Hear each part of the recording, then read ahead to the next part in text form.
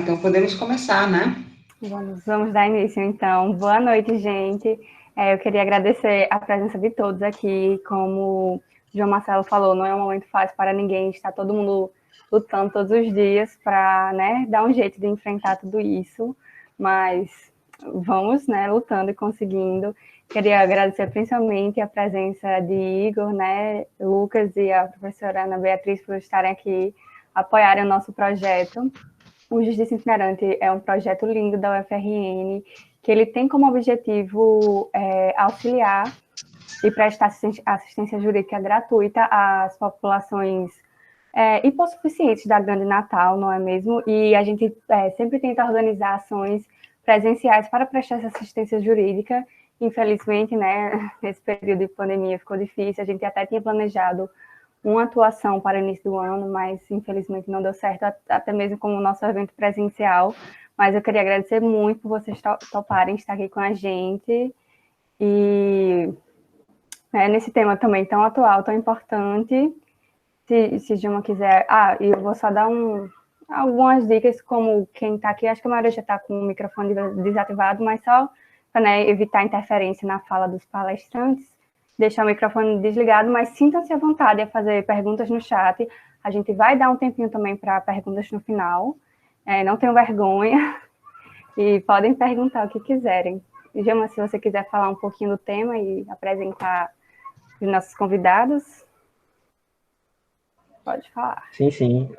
Boa noite, pessoal. Me chamo João Marcelo, estou aqui pelo perfil do Justiça, mas me chamo João Marcelo e faço parte do projeto desde 2018, né?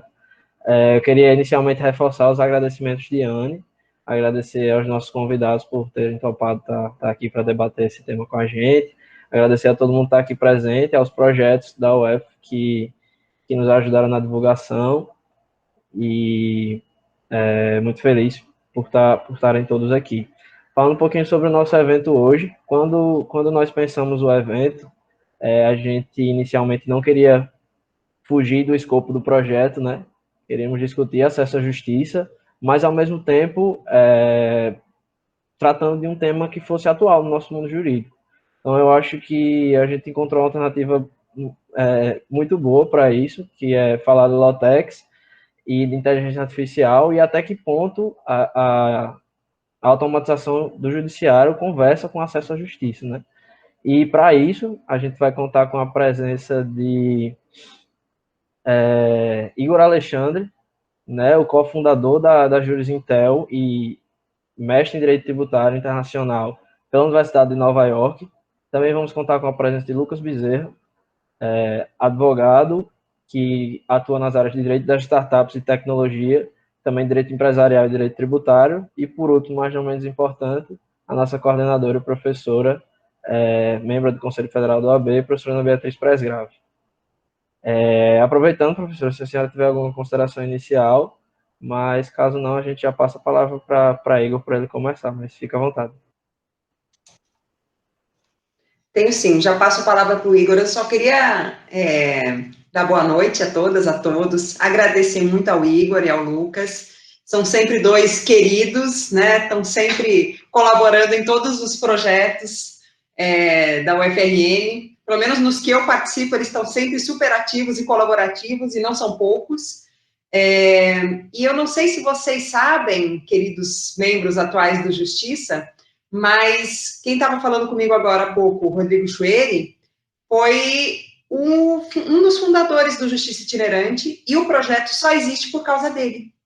Então, queria só contar uma historinha para vocês de 2 minutos, para vocês entenderem como nasceu o Justiça Itinerante e qual a importância do Rodrigo e por que é tão legal que ele esteja aqui hoje com a gente.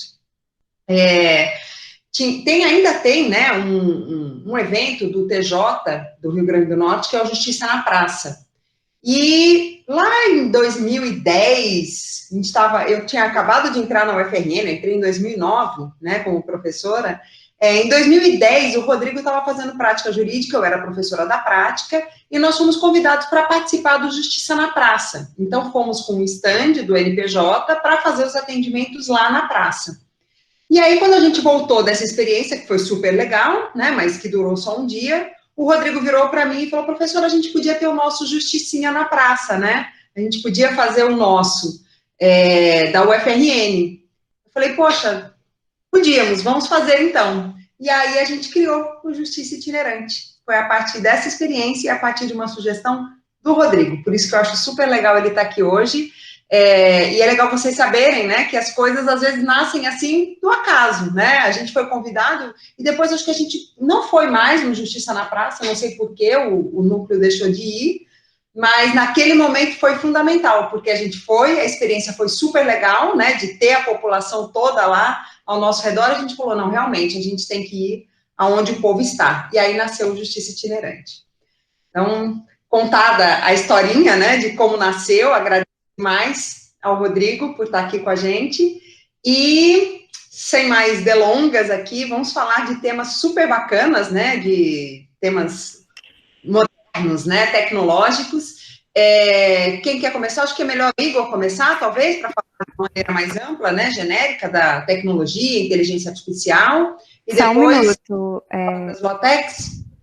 Professora, eu queria só, né, agradecer a sua fala e falar o quão importante, né, foi a sua fala e que a gente nunca se esqueça de como começou um projeto, principalmente um projeto como Justiça, que ele é voltado para a população e ter as pessoas que ajudaram a construir ele aqui é muito importante, porque às vezes temos projetos antiguíssimos na UFRN e quando a gente não se apega à história deles, eles acabam até se perdendo mesmo no objetivo inicial dos projetos. Isso. E manter essa memória sempre, né, viva é de extrema importância para o projeto. Muito obrigada pela sua fala, professora. Imagina, eu acho sempre importante ressaltar, né, essa história. E o Lucas tem uma atuação fundamental na Consege, né? Não foi no momento inicial de criação, no momento inicial de criação foi o Jules, que é sócio dele, mas a gente tem essas pessoas que são elementos-chave na UFRN, vocês, daqui a pouco, vão ser referenciados, né, pelos próximos que vierem. Então, é bom vocês saberem que o que a gente faz fica marcado, né, na UFRN. Então, sem mais delongas, agora eu passo oficialmente, né, a palavra para o Igor, para ele falar um pouquinho de como é que é esse negócio de inteligência artificial no direito. Pode? Não pode? Como é que é isso? Como é que funciona? Vai lá, Igor. Então, boa noite. Eu agradeço bastante o convite do Justiça Itinerante. É um projeto realmente fantástico. Agradeço a professora Ana Beatriz e a todos que fazem parte do projeto. Eu sou um grande entusiasta do acesso à justiça. Acho que é um dos direitos que a gente é um direito interessante. Eu vou falar de inteligência artificial, mas acho que o melhor ponto para começar é você pensar da seguinte forma. A gente discute muito no Brasil a efetividade de direitos, né?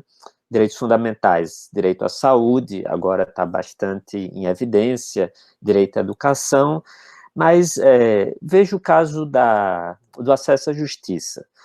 Segundo o último Justiça em Números do Conselho Nacional de Justiça, em 2018, nós tínhamos em tramitação no Brasil 80 milhões de processos, para uma população de pouco mais de 200 milhões de pessoas. E, naquele ano, entraram 28 milhões, aproximadamente 28 milhões de novos casos. Então, é curioso porque quando você fala assim em acesso à justiça e você olha esses números, parece meio paradoxal, porque pelo menos na vertente do acesso à justiça, que significa o acesso ao poder judiciário, porque eu acho que acesso à justiça é bem mais amplo que isso, né? Mas pelo menos na vertente do acesso ao judiciário, é paradoxal. Mas por onde esteja, qual o caminho onde é que está a dificuldade, né? Onde é que fica o obstáculo no caminho, a pedra no caminho? É que o Brasil tem muito processo, mas isso decorre do fato de que a gente não tem uma máquina pública que efetiva outros direitos. Então, no final das contas, o acesso à justiça termina sendo um direito canal por onde corre o pedido de acesso a outros direitos fundamentais, como o direito à saúde. E aí eu acho que a gente não... A proposta do evento, claro, não é debater o tema de onde é que está o nó, né, do acesso à justiça, mas acho interessante a gente pensar quais são os obstáculos e a gente vê um grande número desses processos, portanto, um grande obstáculo à efetivação do acesso à justiça é o poder público, é a quantidade de demanda repetitiva, porque num país que tem 80 milhões de processos e 28 milhões de novos casos, você não pode imaginar que são 28 milhões de casos realmente diferentes. O que é que existe no Brasil de acesso à justiça? Qual é a situação? Principalmente, eu vou focar aqui no acesso ao judiciário. O que é que existe, de fato, nesses grandes números? É a grande repetitividade de demandas, né? As demandas são tratadas como coisas repetitivas, são as tais das demandas em massa. A gente entrevistou muitos advogados, a gente aprendeu que... Isso é uma coisa que a gente aprendeu, infelizmente, não dentro da faculdade, mas nesse mundo de Lotec é bastante comum, é um mantra, escutar as pessoas, escutar o seu cliente, né? No caso, por exemplo, do judiciário, do Ministério Público, o cliente é o jurisdicionado, no caso do advogado, é o jurisdicionado, no nosso caso, é o advogado em si, é um meta-cliente, né? Vamos dizer assim. Então, nessas entrevistas, fica bastante claro a dificuldade que o advogado tem, né, de lidar com demandas em massas. Uma coisa que a gente escuta bastante, para vocês terem uma ideia, é que o advogado ele termina criando ferramentas para poder lidar com demandas em massas. Coisas assim que são, em outros lugares do mundo, um pouco surreais. Por exemplo, usar o Excel para fazer controle de tarefa, para fazer controle de prazo, coisas assim. A gente vê muito surgir por aí soluções que são meras ferramentas de preencher formulário, porque a gente tem muito processo, esses processos são bastante repetitivos, então eles são tratados como o quê? Como demandas em massa. Então, o ato de ajuizar, a atuação jurisdicional do advogado, e isso também pode ser dito de outros atores do mundo jurídico, é basicamente preencher modelo, né? Do mesmo jeito que no judiciário também juízes preenchem modelos de sentença, né? Eu me lembro de que eu vi uma vez, uma coisa que me deixou bastante chocado na época que eu era aluno de Direito, era que um determinado órgão público, né, ele sofria demandas em massas, repetitivas, na justiça, e eles adotaram o seguinte procedimento: eles depositaram uma contestação modelo na justiça. Então, todas as vezes que surgia um caso novo, fazia-se referência apenas a isso, a contestação modelo, contestação modelo tal. E do mesmo jeito, o judiciário apenas aplicava a sentença modelo. Eu já vi muitos exemplos assim, né? E aí é onde eu vou entrar na parte da inteligência artificial. Quando a gente estava começando a pensar sobre o uso da inteligência artificial aplicada ao direito, nós fomos conversar com uma professora aí da UFRN, que é a professora de inteligência artificial, e a gente foi falar do que é que a gente imaginava do uso da inteligência artificial no mundo jurídico. E num determinado momento da conversa, quando eu vi que a coisa realmente fazia sentido, ela espontaneamente fez a conexão. Ela disse: agora que você está falando, sabe o que me ocorreu?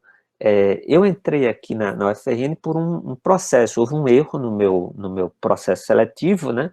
E eu tive de ir para a justiça. E aí eu me lembro que a decisão do juiz que determinou minha nomeação era assim: aplica-se ao caso os mesmos fundamentos do processo tal. Ele botou 2 pontos e basicamente citou. O conteúdo da decisão, basicamente, era a repetição de uma decisão anterior. Então, realmente, o judiciário trata de muita demanda repetitiva, né? Muito caso semelhante. E, de fato, num cenário desses, faz bastante sentido o uso da inteligência artificial. E faz sentido porque a inteligência artificial é excelente para lidar com processos repetitivos. Processos aqui já no sentido amplo.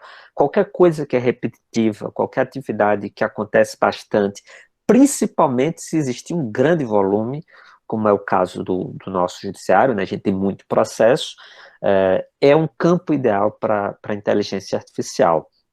Você consegue fazer aquilo que a gente chama de treinar a máquina, né? O treinamento de máquina, ele só se dá com sucesso a partir do momento que você tem um grande número de exemplos, a gente chama de exemplos, né? Se eu tiver um bocado, por exemplo, se eu tiver 30, 50 mil processos de execução fiscal, de questões de INSS, aposentadoria, pedido de gratificação de servidor público, despejo, coisas assim, eu consigo treinar a máquina para que ela possa me orientar, fazer uma espécie de assessoria sobre o que deve acontecer ali, o que costuma acontecer em processos assim. Porque a máquina, a tal da inteligência artificial, na verdade, é um modelo matemático. A inteligência artificial, assim, traduzindo de uma maneira um pouco mais técnica, mas sem entrar em detalhes técnicos, é um modelo matemático, em que você aprende, em que a máquina aprende, diante da presença de determinadas características, ela deve dar o resultado X, né? Então, basicamente, a máquina ela pode decompor uma petição, uma decisão, qualquer texto, em palavras, e ela associa aquele conjunto de palavras, por exemplo, a um tema. Então, se a gente estivesse aqui treinando uma máquina para identificar quando os processos dizem respeito a pedido de medicamento, né? Então, ela decompõe as petições, as várias petições. Imagine que a gente tem aqui uma vara de fazenda pública em que as pessoas estão pedindo medicamento, acesso a medicamento, a tratamento de saúde. Então, eu poderia treinar a máquina fazendo assim, eu poderia pegar todas as petições que já passaram por aqui, ela vai decompor as petições em palavras, e aí ela vai olhar qual foi a sentença que o juiz deu, né? Então, por exemplo, essas petições aqui tratam do medicamento resveratrol. Ok, esse medicamento eu geralmente concedo, sim. Então, a máquina vai ver que, diante do conjunto de palavras, geralmente a decisão é concedendo o pedido. E aí ela vai aprender. E no dia em que vier uma nova petição, né, no dia que esse modelo matemático, essa inteligência for posta no mercado, for posta para funcionar com novos pedidos, dado um conjunto de palavras nas petições, ela vai sugerir que o processo deve ser diferido e tal. É assim que ela aprende. Acho que, diante desse uso, a inteligência artificial pode ser muito proveitosa para efetivar o acesso à justiça no Brasil. A pergunta, né, que a gente está debatendo aqui é essa: se a inteligência pode levar o acesso à justiça. E claro que é uma pergunta que ela é relativa, porque a gente pode discutir vários usos da inteligência artificial, mas de uma maneira geral, sim, eu acredito que a inteligência artificial pode facilitar bastante o acesso à justiça no Brasil, a efetivação de direitos. Mudanças de comportamento também poderiam, tá? Grandes empresas que são grandes litigantes, eu falei do poder público, mas também a gente tem grandes empresas de telefonia, de plano de saúde e tal, que têm muito processo, né, no judiciário. Então, a gente poderia dar tratamento a essas grandes demandas por meio da inteligência artificial e, portanto, garantir a mais pessoas o acesso à justiça. O acesso à justiça no Brasil, é considerado barato em relação a outros países do mundo. O Brasil é um país que não tem uma renda alta, né? O último levantamento do IBGE que eu vi, que se refere a 2018, mostra que a renda média brasileira é de R$ 1.440. Então, a gente não tem uma renda alta. A gente conseguiu, aspas, produzir uma justiça barata para acessar. Tem pontos, tem gargalos, tem pontos em que ela é mais cara, mas regra geral, principalmente se a gente comparar com outros países, o acesso à justiça no Brasil é barato, mas ele tem esse grande problema da efetividade, né, de lidar com o volume de processos, e eu acho que a inteligência artificial pode ajudar nisso daí também. Apenas para complementar, eu não quero tomar muito tempo, mas apenas para complementar, eu também acho que a inteligência artificial pode ajudar a efetivar a justiça em outro lado, né? Eu dei vários exemplos que estão mais na fase do conhecimento, né, do processo. Mas se a gente pensar também em outro ponto, outro obstáculo grande para a efetivação do acesso à justiça, que é a fase da execução, do cumprimento da sentença, da decisão, eu também acho que a inteligência artificial pode ajudar, porque, principalmente se você começar a cruzar dados, porque ela pode começar a aprender, ela pode ser usada para localizar bens, ela pode ser usada para efetivar a decisão que foi dada, talvez até com o auxílio da inteligência artificial no primeiro momento. Então, sim, eu acho que a inteligência artificial pode ajudar muito no acesso à justiça.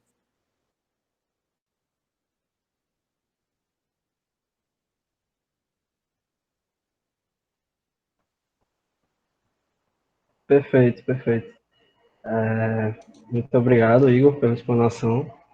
Professora, a senhora quer fazer algum comentário? Não, depois eu vou querer ouvir o Lucas sobre o acesso à justiça e não só a inteligência artificial, mas com esse mundo moderno que a gente está vivendo hoje, da necessidade de você ter pacote de dados para acessar a justiça, né? Se isso é efetivamente um acesso à justiça ou se a gente vai entrar na justiça 4.0 e o acesso à justiça, a gente vai ter uma nova onda de acesso à justiça, que é o acesso à justiça tecnológica. Mas depois eu quero ouvir o Igor falar sobre isso. Lucas, bora falar de Lotex?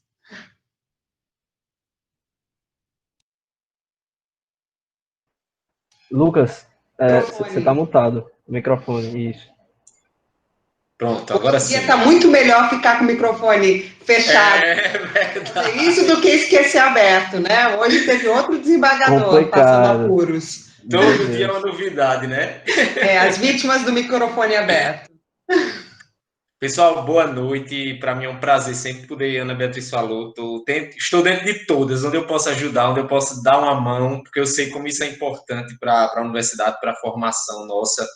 Eu sou entusiasta de todos os projetos de extensão, de pesquisa da universidade. O Justiça Itinerante, para mim, é um dos projetos mais importantes dentro da universidade, porque foi o que eu participava com gosto, porque enquanto aluno, muitas vezes a gente está no início ali do curso, participa de projetos que, claro que a pesquisa é muito relevante, mas assim, de discussões teóricas, mas é quando a gente sente que a gente pode ajudar de fato a comunidade, que a gente pode aplicar o direito e sente na prática até um pouco do advogado. Lembro demais das idas no ônibus da UFRN na Mãe Luísa, adorava acordar sábado de manhã para fazer isso.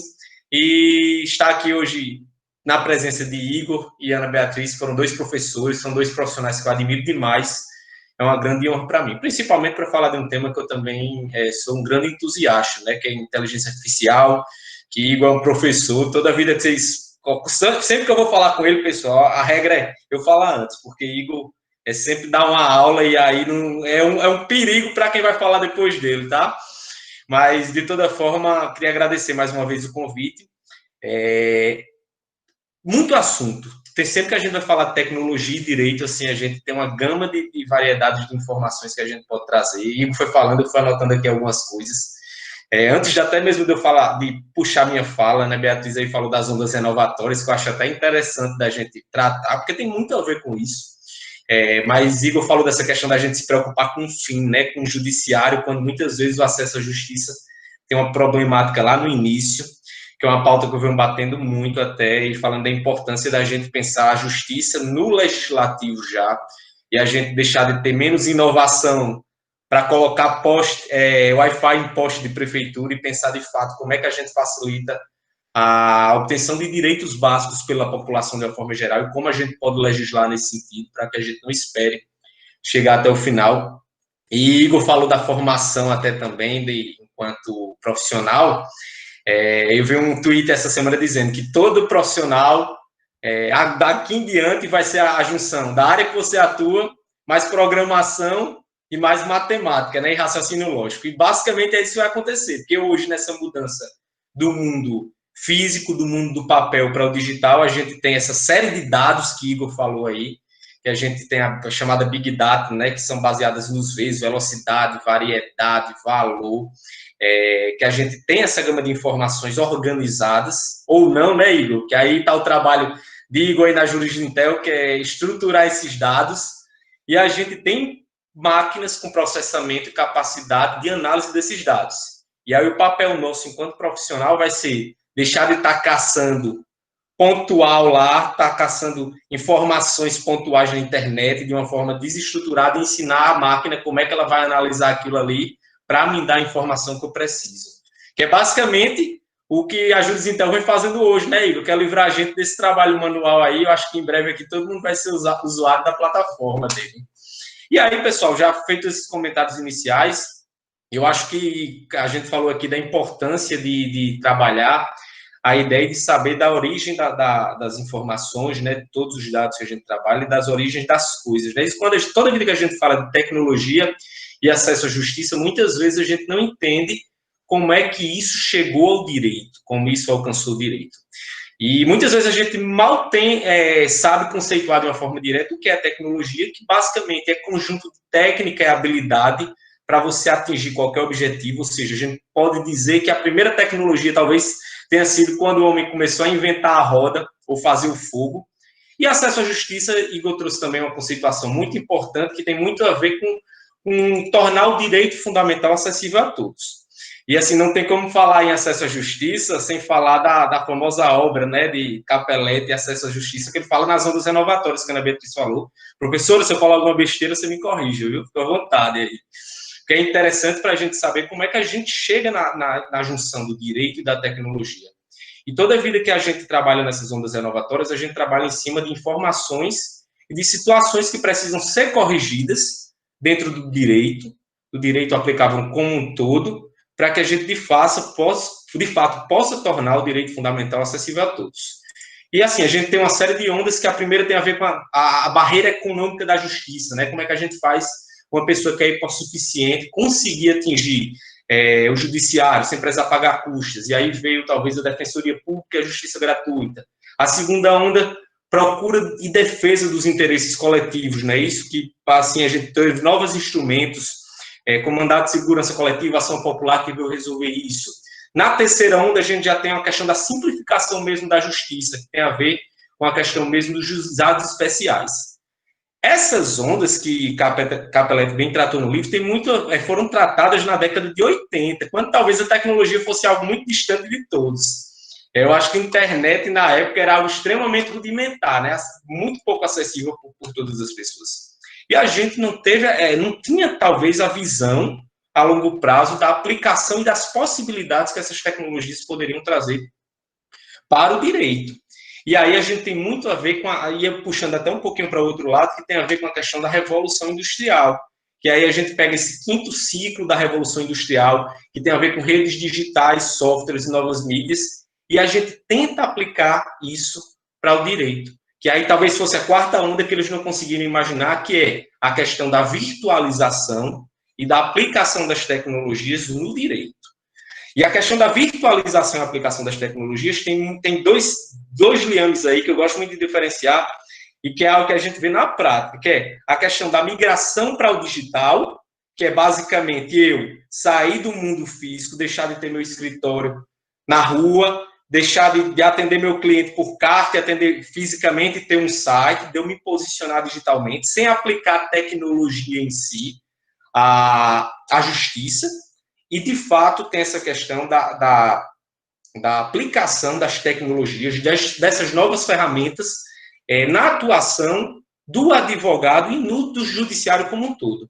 Que aí tem a ver com em pegar essas informações novas, que é a inteligência artificial, a questão da Big Data, do machine learning, que aí da aula também, da automatização até, e tentar implementar isso para o direito. Ou seja, de eu pegar esses dados que eu tenho hoje agrupado, que eu acho que talvez, Igor falou muito bem disso, talvez o direito seja a área que mais produza dados, pegar a capacidade de processamento que eu tenho dessas máquinas e dizer, olha, eu preciso estruturar isso para que você me dê as informações que eu quero nesse sentido. Você ensine a máquina a raciocinar como um ser humano, ou pelo menos ela processar na forma que você bem delimitou.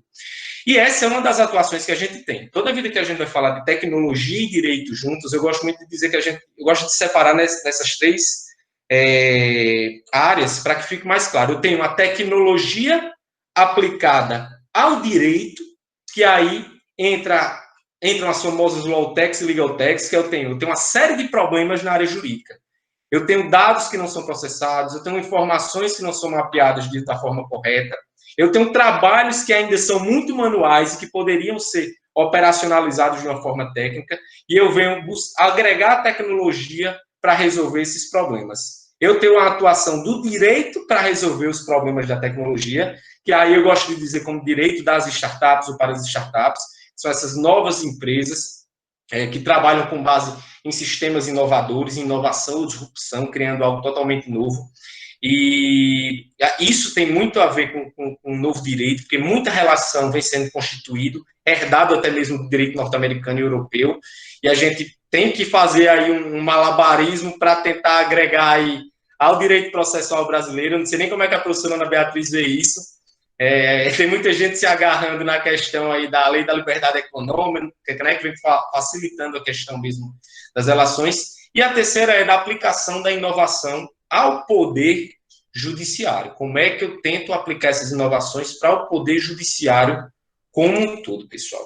E aí, quando eu começo a trabalhar essas informações, se eu busco aplicar a tecnologia para o judiciário para resolver alguns problemas, que aí eu começo a caminhar para essa etapa da segurança jurídica e do acesso à justiça, eu tenho que delimitar quais são os principais problemas do judiciário. E aí, nós, enquanto jurisdicionados, enquanto consumidores da justiça, a gente vai começar a caminhar para obter um melhor acesso à justiça quando a gente começar a ter esses problemas mais claros, que são transparência. Às vezes eu não tenho transparência sobre os dados que tramitam no judiciário, ou sobre processos legislativos que são publicados. Às vezes muitas leis, Igor é tributarista, na essência, né, Igor, sabe que tem muito município aí publicando lei tributária, que a gente não tem o mínimo conhecimento, ou seja, basicamente a transparência dessas informações já é uma forma de facilitar isso. Eu tenho a questão da segurança jurídica, posicionamentos jurídicos diferentes sobre casos com parâmetros idênticos, que é outro problema que a gente tem que começar a tentar resolver.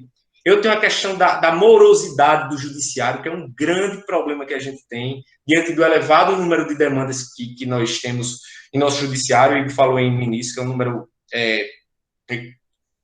exagerado demais. Eu não sei quanto é que está o tempo hoje, em média, pelo CNJ em números de trâmite processual.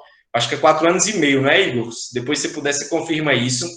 E a questão até mesmo do acesso ao conhecimento, pessoal, que é algo que a tecnologia facilitou demais. Ou seja, de eu, enquanto cidadão, poder acessar qualquer conhecimento jurídico de uma forma prática, de eu ter conhecimento básico sobre o meu direito, ou até mesmo como buscar o judiciário. Se a gente tem esses problemas, a gente começa a buscar como aplicar tecnologias para resolver essas situações. E aí que entram as law techs e legal techs. Eu tendo esses problemas claros, eu tendo a tecnologia disponível, eu preciso saber como é que eu vou usá-las, estabelecer processos para resolver essas demandas que nós temos. E aí, quando vocês quando vocês forem pesquisar mais sobre law techs e legal techs, vocês vão ver que existem diversas situações. Muitas vezes a gente associa somente, bem comum isso, a questão, por exemplo, de publicação em diário oficial, a questões mais simples de extração e monitoramento de dados públicos. Mas, assim, são inúmeras as situações do direito que a gente pode utilizar a tecnologia para tentar romper esses problemas do acesso à justiça. Vou dar um exemplo. A gente tem hoje startup trabalhando com Tax Tech, ou seja, fazendo planejamento tributário de uma forma automática. A gente tem startups trabalhando com RegTech, ou seja, estudando aspectos regulatórios para as empresas. A gente tem startups que analisam dados de departamentos jurídicos, de jurimetria, que fazem uma análise aí, matemática do direito, não é, Igor? Também Igor pode falar até melhor sobre isso posteriormente. Eu estava conversando com um colega da Semantics, Vitor Saldanha, eu acho que Igor conhece. Eles fazem muita seleção de escritórios, de boutiques para departamentos jurídicos. E ele estava me dizendo que antes as grandes empresas contratavam escritórios terceirizados, ou seja, uma Petrobras, uma OAS, escolhia o escritório pela qualificação profissional. E hoje eles utilizam muito, como pressuposto de análise e de escolha, quem consegue dar uma resposta concreta e uma análise mais acurada dos dados e dos processos que a gente tem nessas informações. Eu tenho startups que trabalham com conteúdo e educação, porque um Jus Brasil, por exemplo, onde eu posso produzir conteúdo e explicar de uma forma facilitada para uma pessoa o que é gratuito da justiça, também permitir o acesso à justiça. Porque muitas vezes o problema começa enquanto nós, profissionais do direito, não temos a condição ou até mesmo deixamos de lado o valor que é a pessoa, a parte que está sendo por mim assistida, ter o conhecimento do direito dela, quais são os riscos que ela corre. Eu participei recente de uma análise do Sebrae sobre o mapeamento dos escritórios de advocacia aqui do Estado, e sempre o maior problema dos escritórios não eram honorários, não era qualquer tipo de situação, falta de feedback até mesmo. O pessoal reclamava: não consigo entender o processo, não sei o que está se passando no meu processo. Qual é o diferencial? E tem uma pergunta lá nesse levantamento que era bem específica, era assim: caso o resultado da sua demanda seja negativo, o que faria você permanecer com esse escritório? A principal resposta disparada: eu ter entendido o que se passou no meu processo e por que eu perdi aquela causa. Ou seja, isso é muito importante, é muito relevante para qualquer pessoa que trabalhe na área, que tenha uma atuação, até mesmo que não tenha o mínimo conhecimento.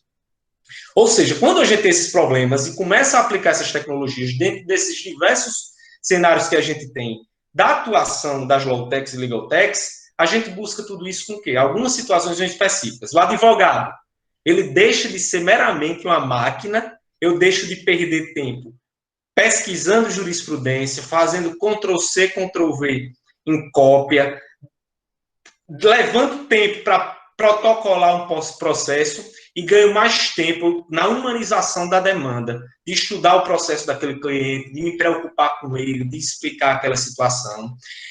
Aí tem aquela questão que é muito debatida porque tem um pouco de aversão ao direito, né, à tecnologia.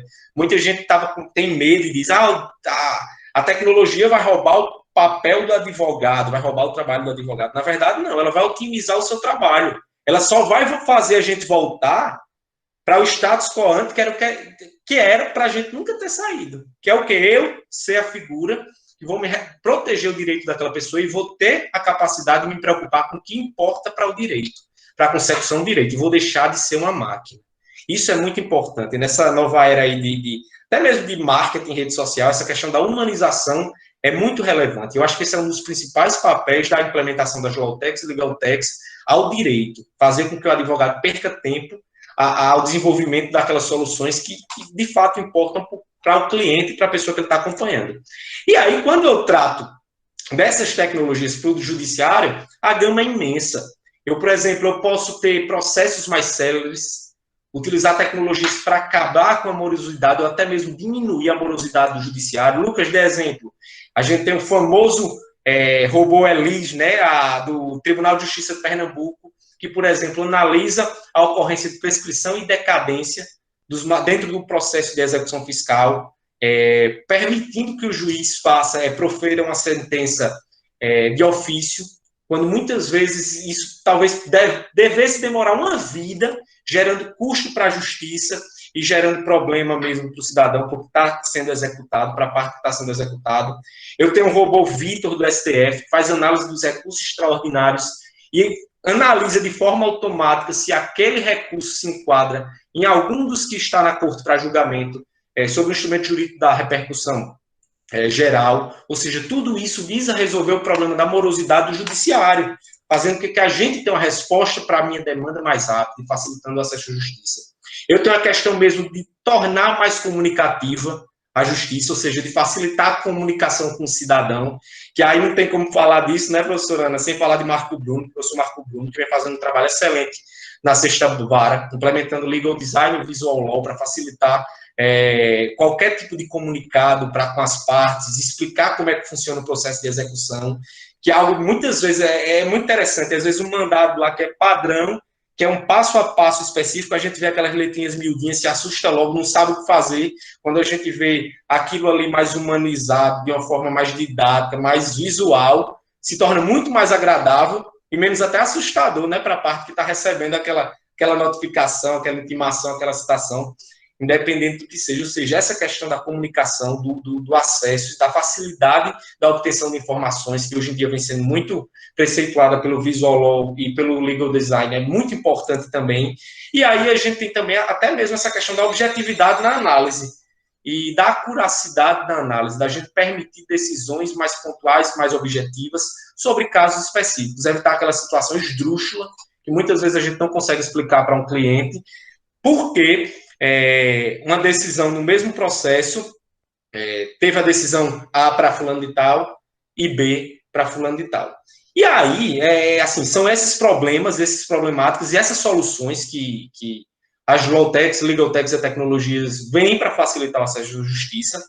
E por isso que eu acho que minha conclusão é assim, não tem como não utilizar a tecnologia para fomentar a concessão de direitos para a população, a garantia de direitos, né? Porque não é nem concessão, porque é uma garantia mesmo que a gente tem constitucional. E assim, aí puxando até para outra pauta que eu tenho debatido muito com a professora Ana Beatriz, a gente tem uma problemática, a gente saber de fato o que é acesso à justiça e o que é tecnologia que faz massificação e captação ilícita e concorrência desleal. Quando, de fato, eu estou utilizando a tecnologia para facilitar e resolver os problemas do judiciário, me preocupando, de fato, com o direito daquela pessoa, ou quando eu estou utilizando a tecnologia para massificar a situação e não estou nem aí para o direito daquela pessoa. Estou aí para o meu proveito econômico que eu vou ter dessa situação. Eu acho que hoje, assim, é um grande desafio que a gente tem, a gente conseguir delimitar e parametrizar isso. O que é tecnologia que vai me ajudar no acesso à justiça, o que é tecnologia que, de fato, não tem preocupação nenhuma com a segurança jurídica e com a evolução até mesmo da justiça e só se preocupa com o financeiro das partes. Eu acho que é isso, pessoal, de aspectos que eu tinha para falar. Espero que tenha sido claro e proveitoso. Gente, vocês querem fazer perguntas ou querem que eu vá fazendo perguntas? Eu tenho um monte de perguntas aqui para o Igor e para o Lucas. Um monte de coisas que me atormentam, mas eu acho que vocês devem ter preferência. Tiveram algumas falas, algumas perguntas no chat. Eu acho bom a gente fazer essa e depois a senhora fala, né? Só para sanar logo as dúvidas de quem teve. Ok. João Mendes, ele falou, já que existe toda a preocupação com enviesamento das inteligências artificiais, Igor poderia comentar um pouco mais sobre em quais tipos de casos não se aplica o uso de inteligência artificial e também sobre como é feita essa distinção no direito de quando é possível ou não usar a inteligência artificial? É a pergunta dele.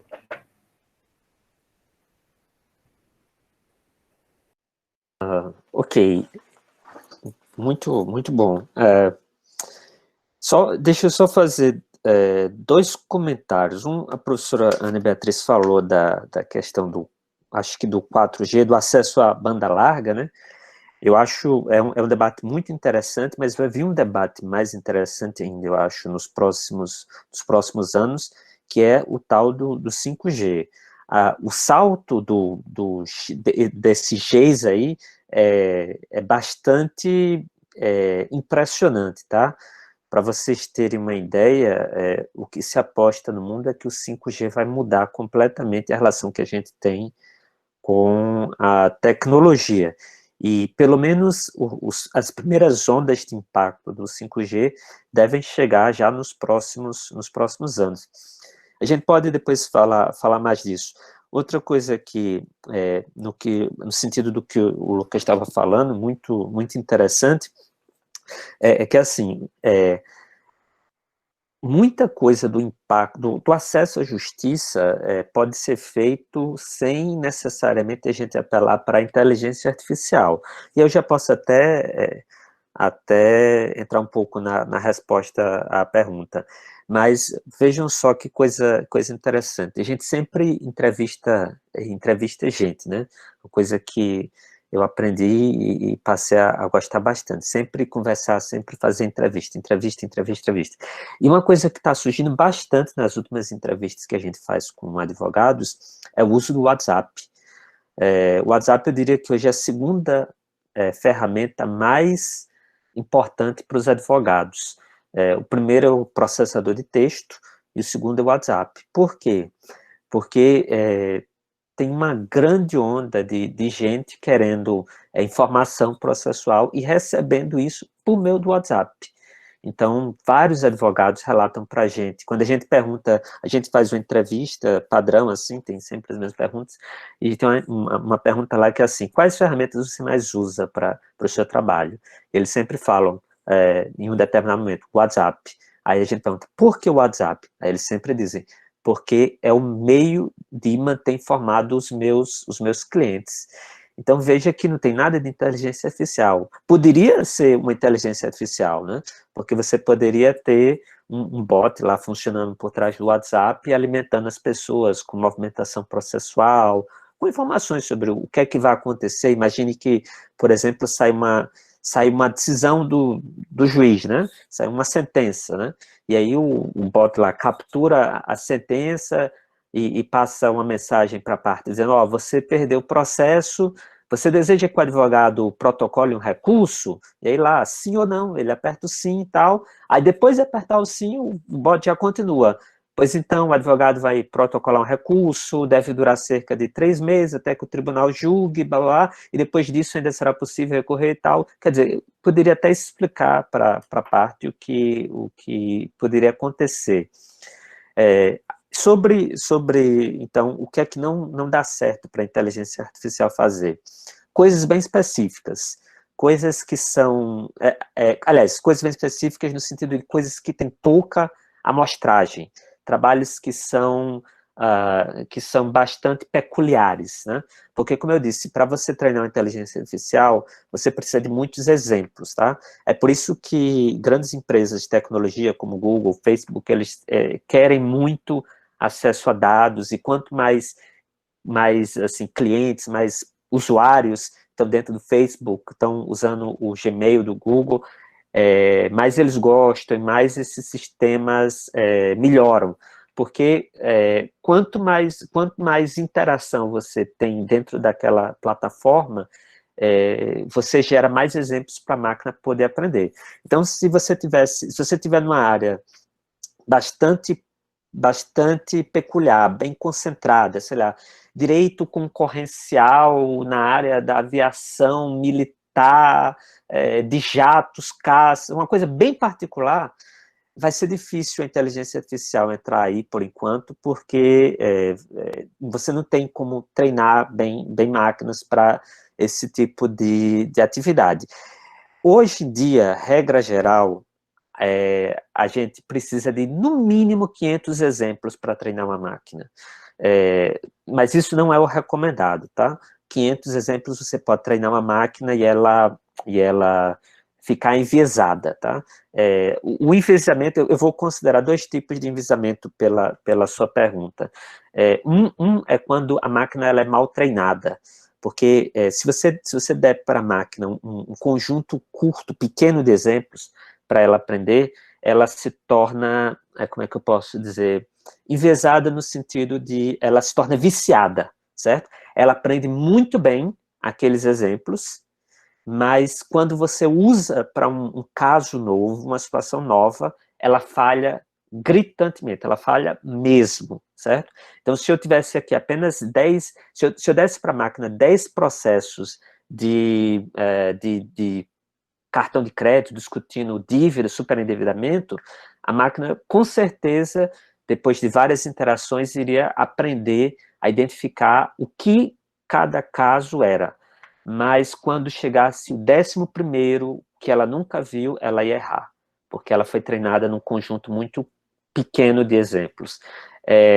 E o outro sentido, talvez, de enviesamento, que é o que eu acho que você mais se referia aqui, era quando a máquina, ela, por exemplo, discrimina, né? Tem vários casos na justiça americana. A justiça americana, ela é mais atrasada do que a brasileira quanto ao uso de processo eletrônico, mas ela, em alguns estados, em algumas partes, está mais avançada quanto ao uso da inteligência artificial. Então, há vários casos, por exemplo, de inteligência artificial assessorando juízes norte-americanos em sentenças criminais.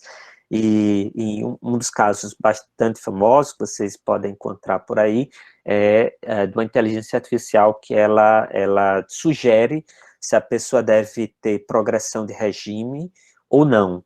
E acho que um dos casos desses famosos sei lá, a pessoa era negra, enfim, tinha alguma situação assim que, no final das contas, representou uma discriminação. Bem, nesses casos aí, eu acho que a inteligência artificial está fazendo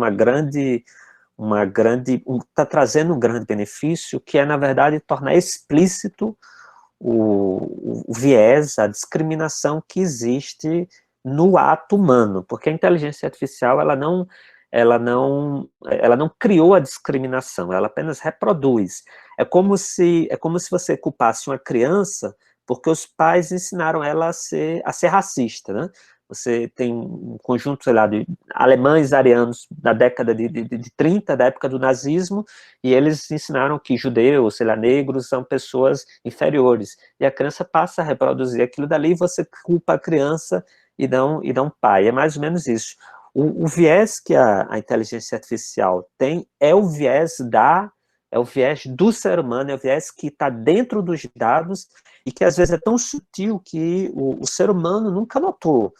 Tem outro caso bastante famoso, que é a inteligência artificial sendo usada para conceder ou não empréstimos, e esse caso é famoso porque percebeu-se que a inteligência artificial negava empréstimos a casais negros.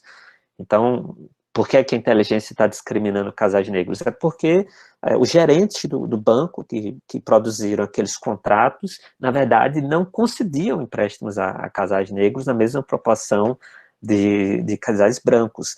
Então, a inteligência apenas tornou isso evidente. Eu não acho que, pelo lado, vamos dizer assim, desse viés discriminatório, a inteligência artificial ela vai ser vedada, muito pelo contrário, eu acho que ela precisa ser estimulada para que a gente se torne consciente da discriminação, do enviesamento que nós temos e que a inteligência artificial nos ajuda a detectar. Porque, lembre-se, o que eu falei no começo, inteligência artificial, na verdade, é um modelo matemático. E o que está acontecendo é o seguinte, a inteligência artificial está basicamente mostrando em estatísticas, matematicamente, que a discriminação existe. Antes desses modelos matemáticos, a discriminação era algo subjetivo, era algo que ninguém tinha evidências concretas para apontar.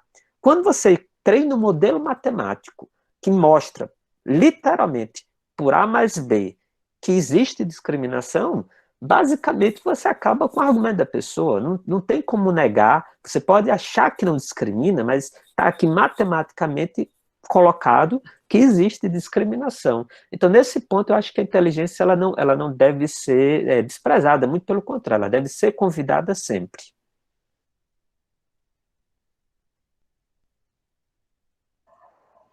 Perfeito. Nós temos mais algumas perguntas aqui, mas eu queria só fazer um breve comentário sobre um ponto da fala de Lucas, quando ele falou que os robôs, a tecnologia não vão substituir o advogado, né? Tem um site que se chama Will Robots Take My Job, que é um site que calcula, você coloca lá o seu emprego e ele calcula a probabilidade de um robô fazer o seu trabalho, né? E quando você coloca advogado, ele gera uma probabilidade de 3%. Então, é muito isso, assim, a tecnologia, ela vem para facilitar o nosso trabalho, né? Mas tem um detalhe, né?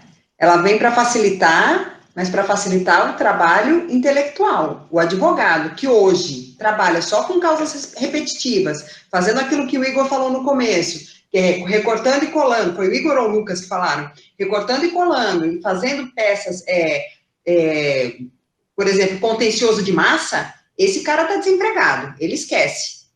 Esse cara não tem vez no mercado, a pessoa que só trabalha com reprodução de dados, né, que tem memória ROM, né? Não, memória RAM, não, memória ROM, aquilo que acumula, né, e só repete, esse cara não tem mais vez, porque isso o robô faz sem muita, sem uma inteligência artificial muito requintada, não precisa de muito requinte, não, né, basta um robozinho puro e simples que saiba reproduzir.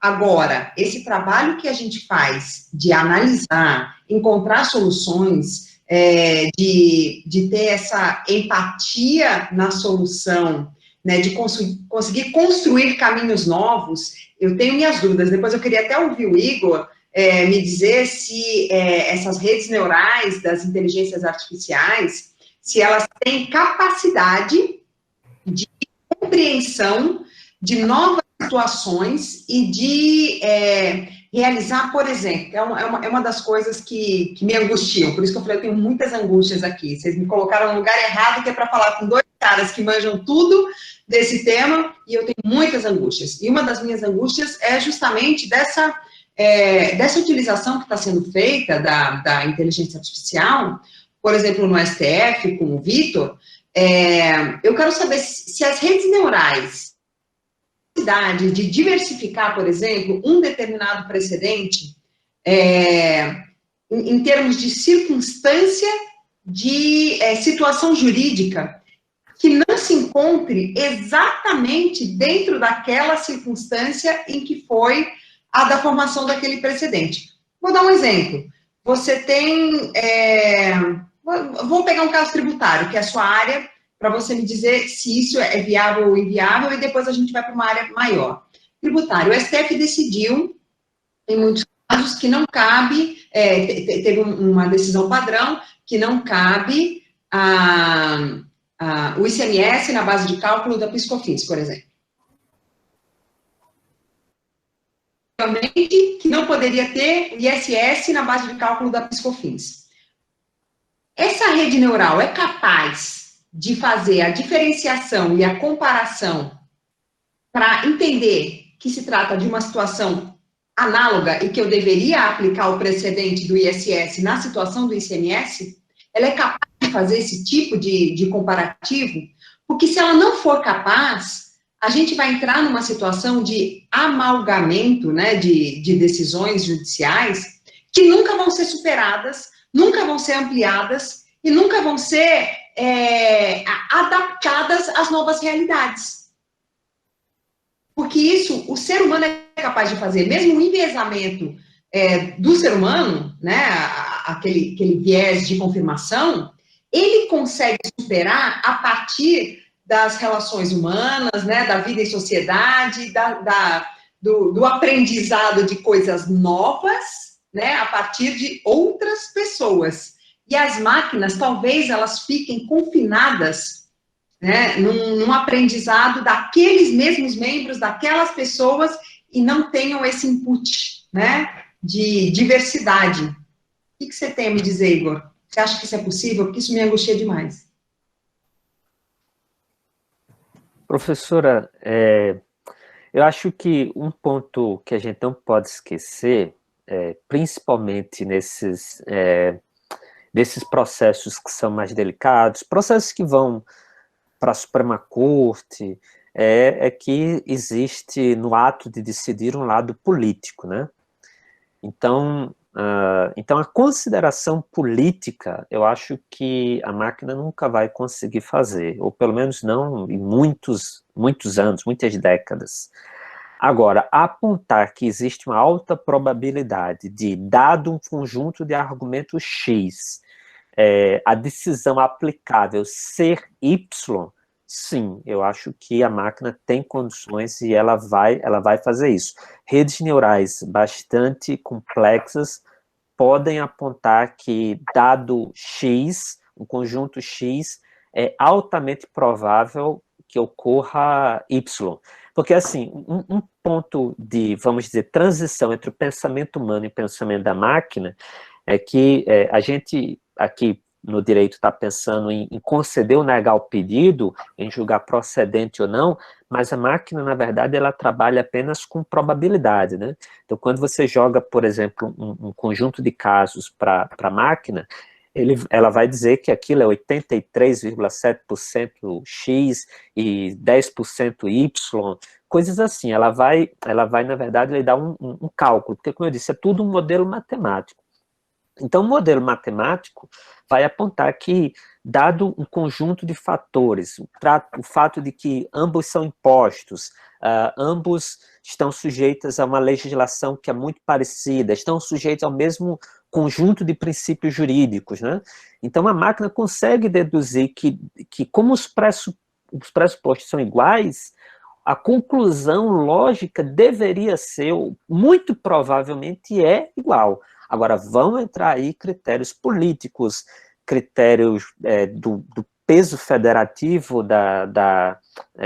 do resultado, coisas que a máquina não tem condição de descobrir, né? Porque são fatores extra altos, né? São sensibilidades extra altos. Eu vou, talvez um exemplo que seja mais palpável, seja o seguinte: a máquina ela nunca vai conseguir sentir a dor, reproduzir, quantificar a dor de ser discriminado. Então, fica difícil para a máquina arbitrar um caso, por exemplo, de dano moral. Ela dizer assim, fulano sofreu uma dor, teve um desgosto tamanho que justifica ou que dá razão a uma indenização de 10 mil reais. A máquina não consegue sentir essa dor. Agora, ela consegue mostrar para você qual é a média de indenização de pessoas que tiveram o nome negativado no SPC. Essa média aí ela consegue calcular. Ela consegue entender o que é uma negativização, o que é SPC, ela consegue passar por todos os pressupostos. Agora, sentir a dor, ela nunca vai sentir. Tem um exemplo que eu sempre cito, acho que talvez muita gente já tenha até escutado eu falar isso em outros momentos, do limite da máquina, tá? Então, eu vou falar da nossa área, né? A nossa área, basicamente, é palavra, certo? A gente, no direito, só lida com palavra. Esse, inclusive, é outro ponto interessante da diferença de muita coisa que existe sobre inteligência artificial para o lado jurídico. Há muita coisa sobre inteligência artificial é raciocínio numérico, e a gente raciocina com palavra. A petição é palavra, a decisão é palavra, a audiência se torna palavra, então é palavra. Então, tem um exemplo que é assim: a bola não coube na caixa porque ela era pequena. A bola não coube na caixa porque ela era pequena. O pronome aí, ela, se refere ao quê? A caixa ou a bola? A bola não coube na caixa porque ela era pequena. A gente consegue deduzir pela nossa experiência no mundo físico que esse ela aí se refere à caixa, porque a bola não coube na caixa porque a caixa era pequena para a bola. Agora, se eu disser assim, a bola não coube na caixa porque ela era grande. A bola não coube na caixa porque ela era grande. Agora, o pronome ela, numa frase praticamente igual, se refere a quem? Se refere à bola. A bola não coube na caixa porque bola, era grande, então não coube na caixa. A gente só consegue deduzir, só consegue compreender a quem o pronome ela se refere nessa frase, graças à nossa experiência do mundo físico, que a máquina não consegue ter. Logo, se eu pedisse para a máquina dizer a quem o pronome ela se refere, nas duas frases, ela dava tilt, ela não conseguia, porque isso depende de uma experiência física que ela não tem. Então, basicamente é isso. Agora, tem um detalhe muito interessante, que eu acho que vai impactar muito o nosso modo profissional, que são tecnologias que conseguem superar um pouco da complexidade do mundo físico. Uma delas é uma tecnologia recente chamada GPT-3. G de gaiola, de goiaba, P de pássaro e T de tatu 3, GPT-3. Essa é uma tecnologia que um laboratório chamado OpenAI desenvolveu, e basicamente eles treinaram uma máquina de produção de texto com tudo que existe na internet. Então essa máquina ela consegue gerar texto. Você dá um tema e ela gera um texto. E ela gera um texto que é muito parecido com o ser humano, né?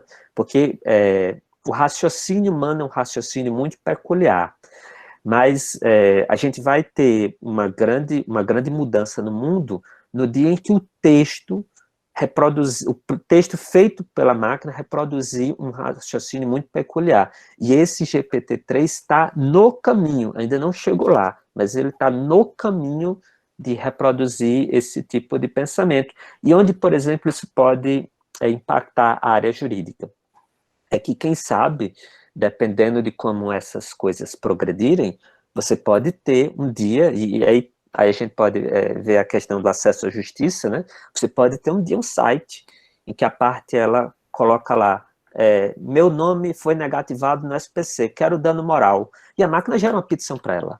E a petição vai ser tão perfeita em termos de raciocínio jurídico, de linguagem, que se você botar para um juiz distinguir, essa daqui foi feita por um ser humano e essa daqui foi feita pela máquina, tá certo ou tá errado? Quem fez, qual a máquina fez e qual o ser humano fez, o advogado fez? E ele não vai conseguir distinguir.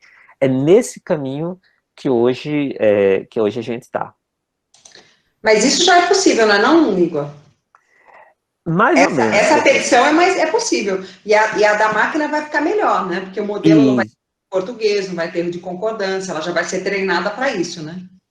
Olha, eu diria que possível se a gente tiver como é que eu posso dizer, uma avaliação um critério de avaliação muito baixo. O que eu estou falando é de ser possível numa coisa bem complexa, de ter uma petição complexa, com argumentos, com raciocínio complexo, tá? Essa petição, para vocês terem uma ideia dessa tecnologia, ela leu todo o conteúdo da internet. É uma inteligência artificial que tem, sei lá, 280 bilhões de parâmetros diferentes. E hoje a avaliação é que ela não consegue ainda reproduzir 100% um texto. Se vocês procurarem isso no Google, vocês vão encontrar basicamente 2 comentários. Um é que muita gente ficou impressionado com o resultado, mas que ainda é possível distinguir se foi uma máquina ou o ser humano que produziu aquele texto. Então, é possível, se for uma petição simples, caso de juizado, ok. Se for uma coisa mais complexa, aí a máquina falha e você vai perceber que foi feito por uma inteligência artificial.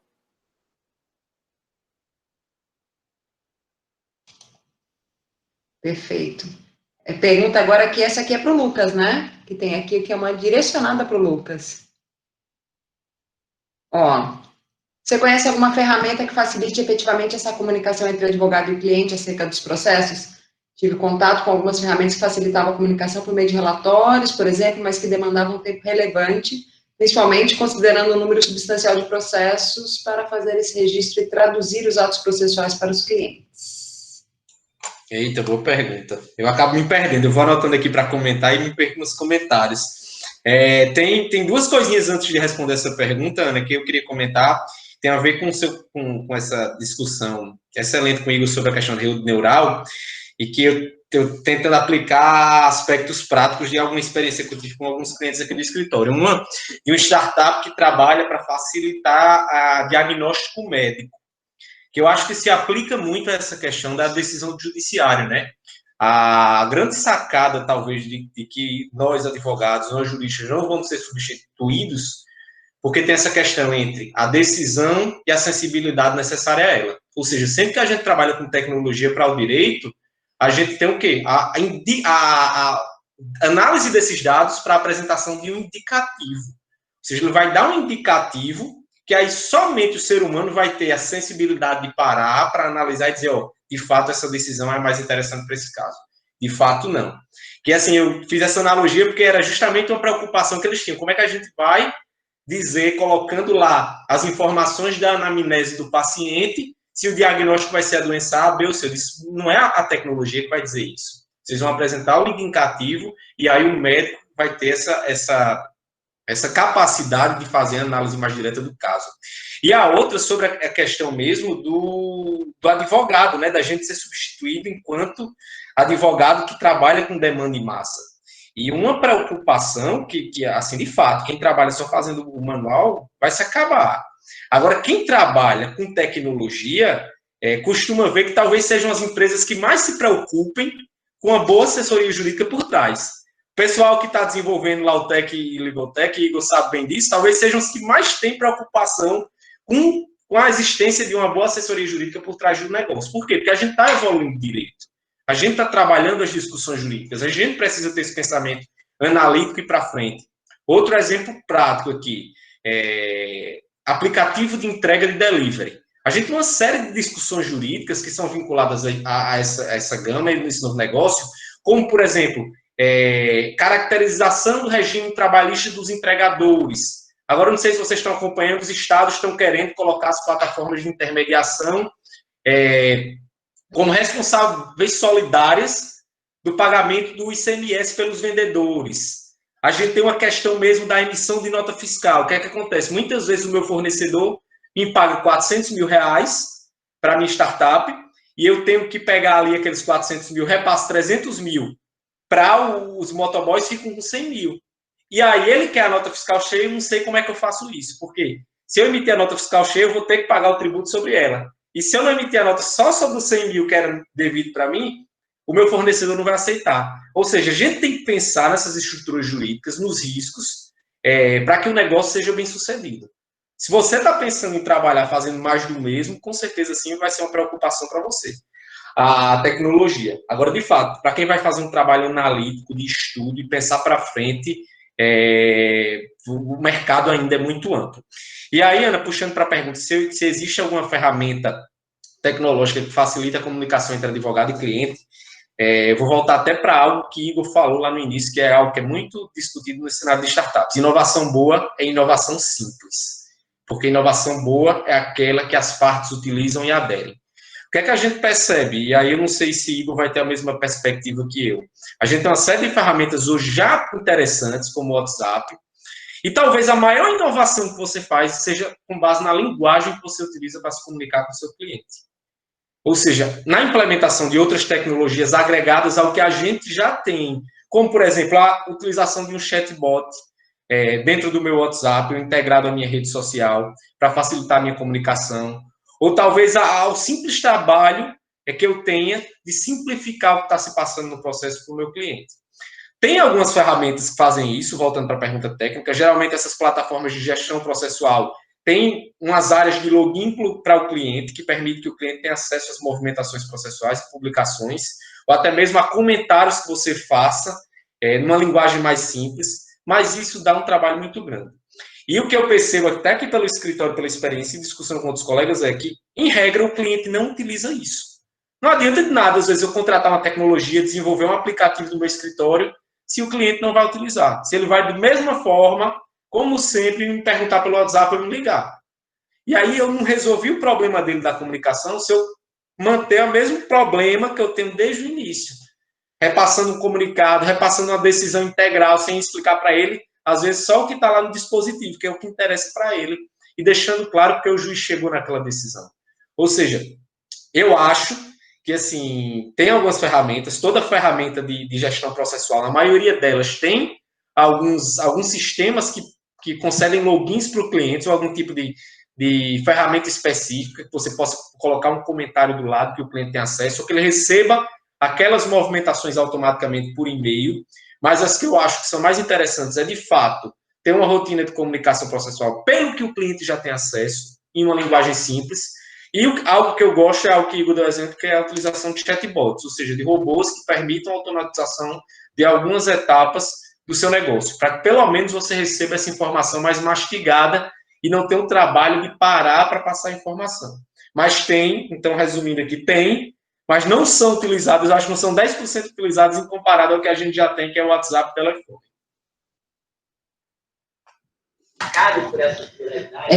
Eu não sei se era a ideia dele, acho que ele estava pensando até no envio de relatórios, né? Porque às vezes tem por exemplo, esses aplicativos, né? Ou esses programas que a gente tem de acompanhamento processual, que às vezes eles mandam os relatórios automáticos para os clientes. Só que aí vão esses relatórios automáticos com aquela informação, né? Está conclusos desde tal. O cliente fala, bem, né? Que diabo é isso? Talvez caso até da gente mudar a forma, né, de alimentação desses dados nos sistemas, para que esses sistemas sejam mais úteis, né? A gente tem uma mania, não sei se vocês concordam comigo, Lucas e Igor, mas acho que a gente tem uma mania de falar termos técnicos para pessoas leigas. Eu não sei por que a gente mantém isso, né, quando a gente está dialogando com o cliente. Eu lembro quando eu estava na UFRN, quando eu dava aula de peças extrajudiciais, que eu sempre falava, gente, você vai fazer um parecer, o parecer você tem que ver para quem que ele está sendo direcionado, né? Diferente de uma peça judicial. O parecer, ele está sendo direcionado para um leigo, para o seu cliente. Então, eu acho que essa comunicação com o cliente, ela tem sempre que ser feita, é quase que em linguagem natural, né, Igor?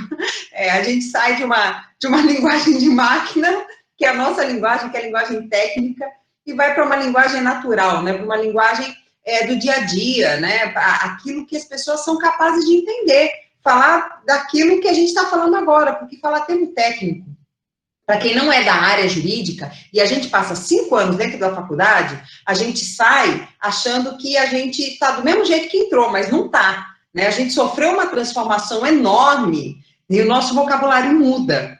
Então, a gente tem que ter consciência disso para saber como se comunicar com o nosso cliente.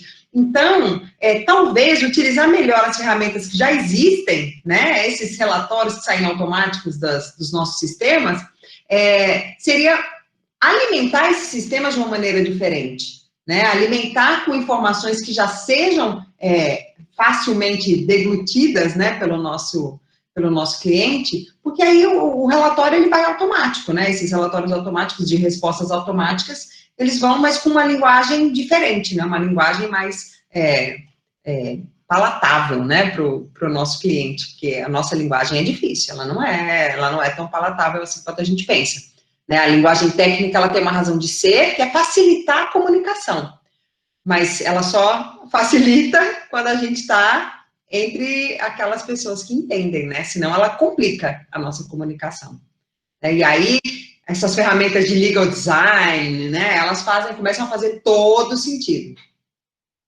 Ana, só para complementar, se a pergunta é essa, assim, no automático, de forma automática, eu não conheço nenhuma ferramenta. Eu não sei se Igor tem conhecimento de alguma que faça essa tradução automática. Eu conheço as que remetem, mas que o advogado tem esse trabalho. Talvez o que mais se aproxime seja mesmo. Por exemplo, aqui no escritório, eu tô tentando desenvolver agora um manual do cliente, para explicar para ele algumas situações básicas, para evitar já essa preocupação. Porque, assim, o automático dessas ferramentas, desses softwares, tem um problema de movimentação processual simples.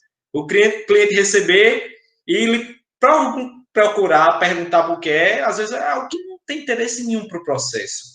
E assim, o que mais se aproxima disso, de fato, é utilização de linguagem simples dentro das ferramentas que a gente já tem, Legal Design e Visual Law, e eu gosto muito também da ferramenta, não conheço ainda para o direito, se tem alguma bem desenvolvida, que é a questão de chatbots, porque ainda tem esse trabalho de alimentação do sistema para padronização. Não sei se Igor tem conhecimento também de alguma low-tech que já seja avançada para a área. Eu tenho um cliente nosso aqui do escritório que é a Cláudia. Eles trabalham, por exemplo, para clínicas médicas. Ele faz todo o sistema de agendamento, de marcação de consulta, de vinculação às agendas do médico e à agenda da recepção do consultório de forma automática. Agora, para a área jurídica, por exemplo, eu não conheço nenhum tipo de spin-off ou de outro produto que se aplique, não. Eu vou também... pedir licença. Desculpa. Não, pode falar.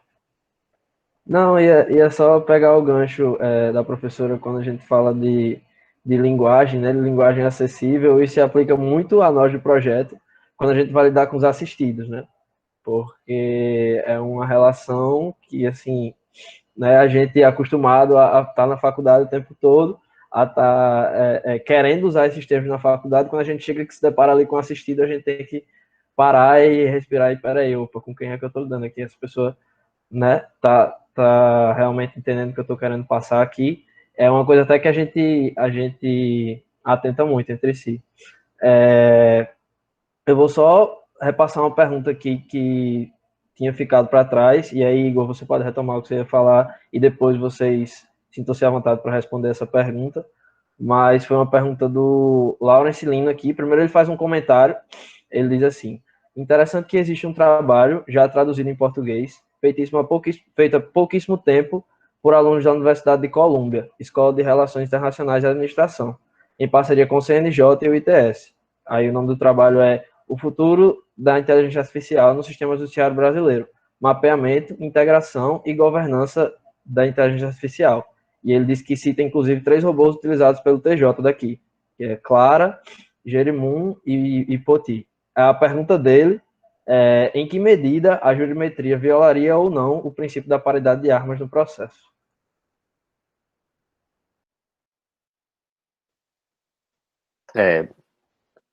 Violar paridade de arma, a jurimetria, eu não consigo conectar as duas coisas. Eu não Posso gosto. tentar, Pois posso não. tentar conectar? Pois Aí não. depois você termina de responder. Talvez ele esteja querendo dizer que ferramentas como a jurimetria, elas não são tão acessíveis a todas as pessoas. Então, determinados clientes que contratam determinados escritórios que têm essas ferramentas teriam mais condições de apresentar a defesa dos seus interesses, porque tem essas ferramentas, do que as outras pessoas, né? Então, aí talvez seria uma questão de paridade de armas mais econômica até, né, no processo. Quem é mais rico tem acesso a mais instrumentos, a mais mecanismos que viabilizam uma melhor defesa, né, no menor espaço de tempo. Então, talvez tenha a ver com isso, com essa paridade econômica no processo. Legal, realmente faz sentido. Eu não gosto muito, assim, não é que eu não gosto do termo, é que eu não entendo bem a questão da jurimetria, sabe? Porque, assim, eu acho que, pelo menos o conceito que a gente lida bastante de jurimetria, que a gente vê bastante de jurimetria, é muito seco, é número em cima de número. Eu prefiro lidar com outro termo, outra expressão, que é análise de dados. Eu acho que a jurimetria, ela para antes da análise de dados. A análise de dados é uma coisa mais completa. Você tem os dados, você tem os números, a metria, a medição, e você tem a análise do resultado da medição. Então, eu acho que eu não me empolgo com jurimetria, é uma coisa que nunca me chamou a atenção, mas a análise de dados, sim, porque é na análise de dados que você nota, por exemplo, se existe viés nas decisões, você consegue entender o que está por trás da linguagem até. Agora, em relação a esse...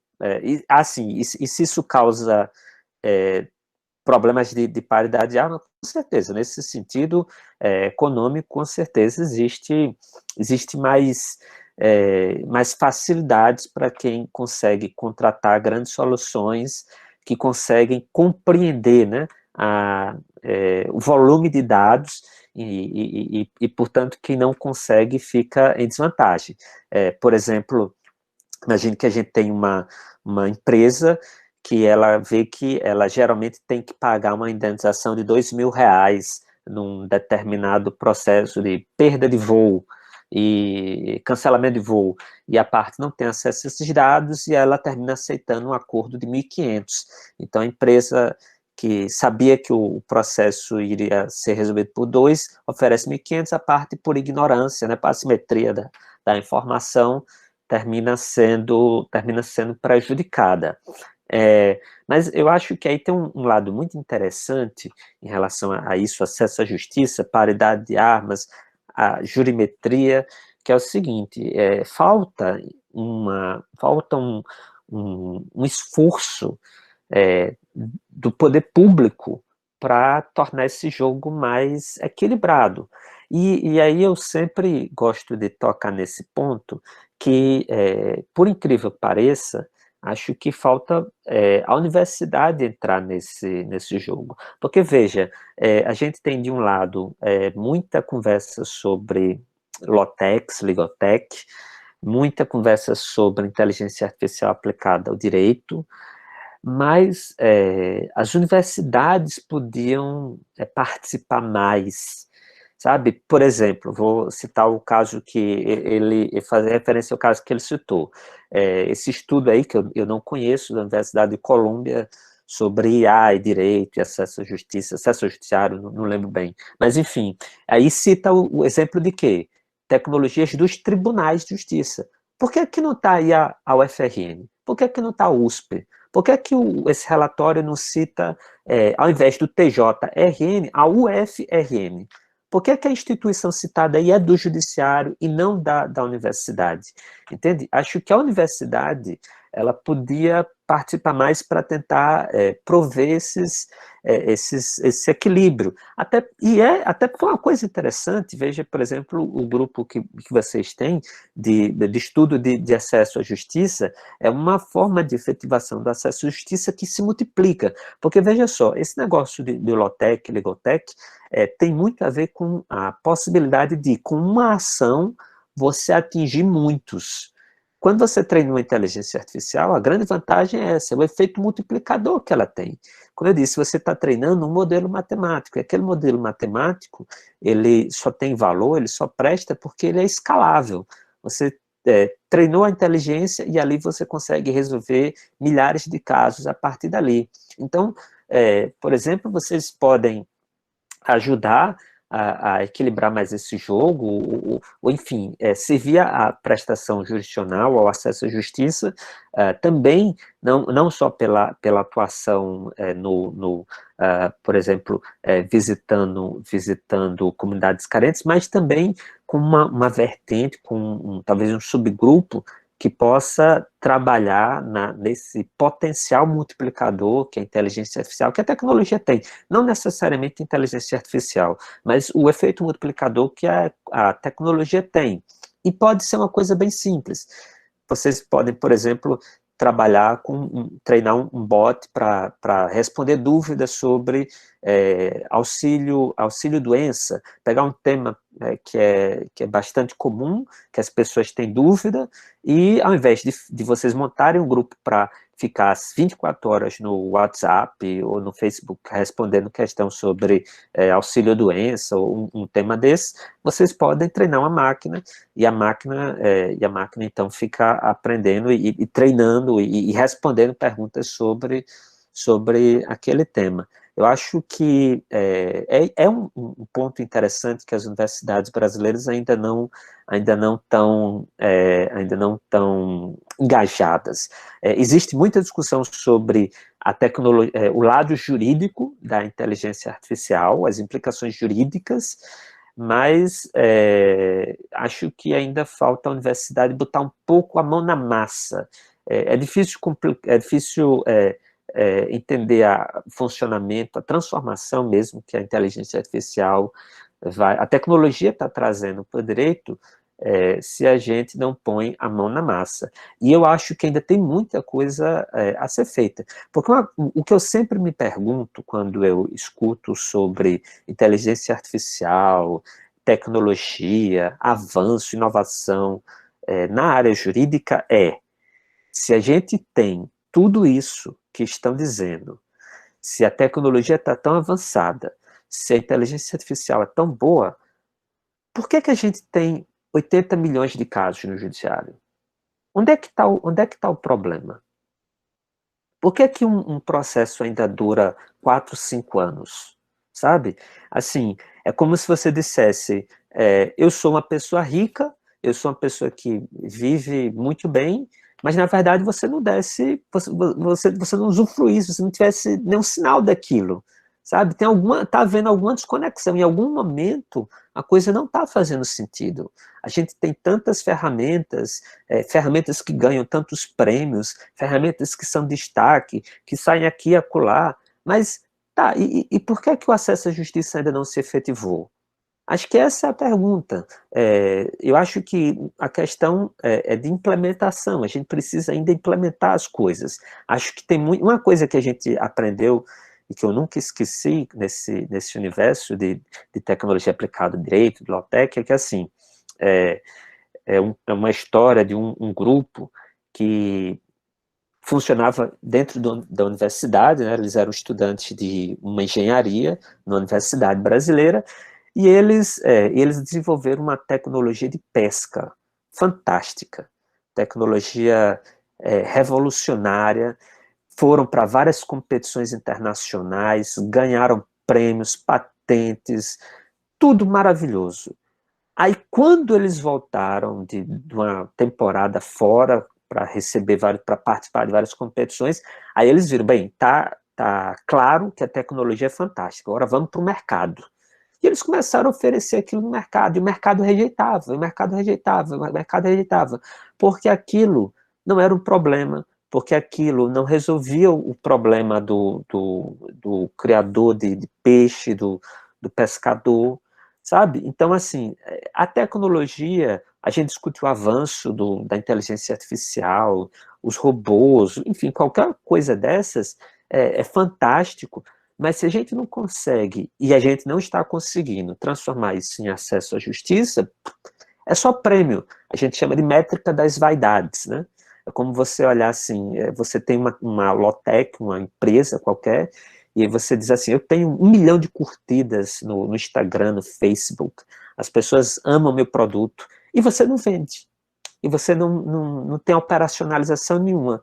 Então você tem o quê? Métrica das vaidades. As pessoas dão like lá, gostam, coraçãozinho para você, mas ninguém usa aquilo dali.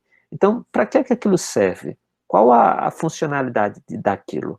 E eu acho que para tornar a inteligência artificial efetiva, por exemplo, no acesso à justiça, a universidade precisa entrar mais e contribuir mais para esse assunto. Eu concordo. Eu chamo a nossa responsabilidade, porque os cursos jurídicos, eles continuam no século XIX, né? Não é nem no século XX, eles estão no século XIX e o mundo está no século XXI, né? A gente precisa se atualizar.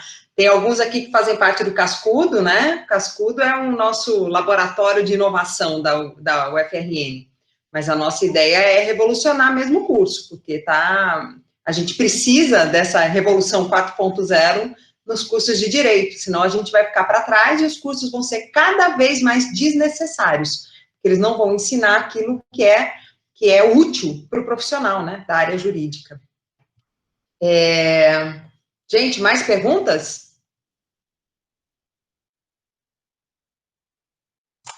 Ana, eu vou aproveitar aqui que tá todo mundo calado, só para fazer um comentário. Não, peraí, Lucas, eu tenho, que eu estava desativando o microfone, ativando o microfone aqui. Estava esperando, me forçando um pouquinho. Lucas e Rodrigo se conhecem, né? Sim. Sim, né? Vocês chegaram a ficar ao mesmo tempo? Eu acho que eu estava saindo, o Lucas estava na metade, eu entrando, mas eu conheço o Lucas porque ele é sócio do Caio, do Júlio, que são meus contemporâneos. Sim, isso. O Júlio eu lembro que era seu contemporâneo, mas o Lucas eu acho que foi mais para frente, né? Não, você formou quando, Lucas? 15? Exatamente. Eu saí em 11. Então um estava entrando, outro estava saindo. Bom, gente, olha as gerações aí, ó. Um encontro de gerações da UFRN aqui. Primeiro que eu fico muito feliz de ver muita gente que eu não conheço, porque isso quer dizer que o projeto está seguindo, firme e forte. É muito legal ver isso, mas a ideia é fazer uma pergunta. Eu não consegui pegar a explanação do Igor, peguei o finalzinho do Lucas, então talvez isso tenha sido tratado. Se foi, eu peço desculpas. Assim, uma coisa que eu sempre me inquietou muito com todo tipo de evolução que tenta acelerar o processo de alguma forma, aglutinando ele em blocos. Né? Acho que a ideia é que tem sido discutido muito isso, mas é o seguinte, eu conheço muito por cima o Vitor, eu ouvi falar de alguns sistemas desses, mas a minha pergunta é, vocês sabem, vocês têm conhecimento ou alguma discussão no seguinte aspecto. A partir do momento que uma inteligência artificial dessa é implementada para fazer essa análise, o que vocês acham sobre o acesso da análise prévia à decisão às partes? Eu não sei como é que o Vitor funciona, eu vou exemplificar. A partir do momento que meu processo chega no tribunal que tem uma inteligência artificial, ele gera uma proposta de encaminhamento. As partes, atualmente, têm acesso a essa proposta de encaminhamento, isso é aberto, isso fica no âmbito do tribunal. E aí a parte abstrata da pergunta. Vocês acham que esse acesso devia ser franqueado às partes antes da decisão, para que elas pudessem, ainda assim, exercer um contraditório qualificado, influenciar naquela decisão e fazer o que eu acho que é mais difícil hoje em dia em qualquer tipo de processo judicial? É mostrar que o seu processo não é igual àqueles outros milhares de processos que, pelo tema, pelo artigo que é mencionado, pela tese que é mencionada, o precedente que é mencionado, fazer essa diferenciação. Então, resumindo, isso, quando já implementado, já acontece? Se não acontece, o que vocês acham sobre o tema?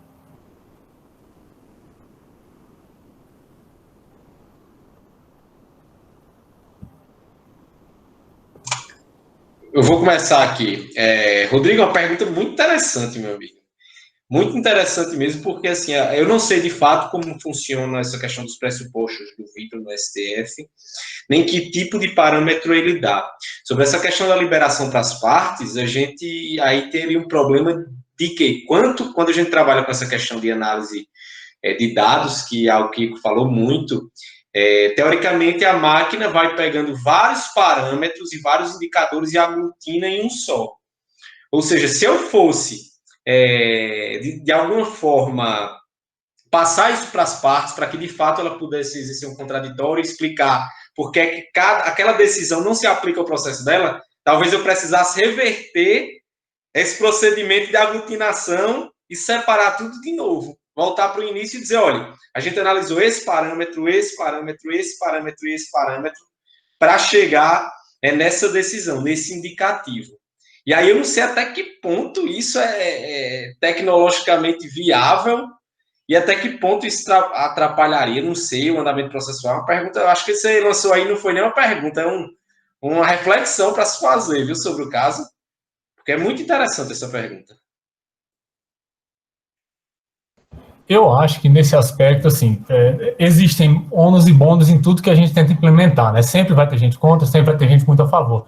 Esse aspecto, assim, eu digo porque eu já senti na pele algumas vezes, né, de achar, assim, de tentar estudar e fazer aquela argumentação e tentar abrir o primeiro tópico da petição quase antes da qualificação, dizendo, olha, tem uma peculiaridade, tá ali, e isso é muito difícil. Por outro lado, se a gente abre isso de alguma forma, e o juiz depois decide, né? Eu imagino que isso não vai ser automático, não vai ter uma assinatura eletrônica do Vitor, né? Alguns ministros vai ter que assinar embaixo. E se ele decide contra a proposta, vamos chamar assim, que o Vitor fez, isso gera uma necessidade de carga argumentativa muito grande para o magistrado que vai decidir isso, e aí pode justamente gerar esse problema. Olha, eu tinha uma ferramenta para me ajudar, para ser mais rápido, mas se eu quero ir contra ela, eu tenho que gastar o tempo que eu gastaria para 4 ou 5 processos normais para fazer. Então, acho que é um balanço muito grande entre a ideia de acesso à justiça, mas também a ideia de celeridade processual. É muito difícil mexer com isso. Assim, talvez isso seja, de fato, muito mais uma reflexão e um desafio para quem for trabalhar com isso, implementar esse tipo de ferramenta, para ter algum mecanismo de escape. Né? Quando a gente Rodrigo, eu acho que isso tem a ver com a auditabilidade dos algoritmos, né? Que é um dos temas mais espinhosos que a gente tem com relação à utilização de inteligência artificial. Né? Quem elabora os algoritmos, quem audita esses algoritmos, a OAB nunca foi chamada para participar disso. Então, isso é feito única e exclusivamente, né, centralizado na justiça, e eles fazem isso sozinhos, né? Como é que funciona isso? Né? Como é que é isso? Então, eles são os donos dos algoritmos. Pior, se contrata uma empresa privada, é essa empresa privada que vai fazer esses algoritmos, então agora a justiça pública passa a ficar nas mãos de uma empresa privada, né? Então, eu acho que essa auditabilidade é o ponto mais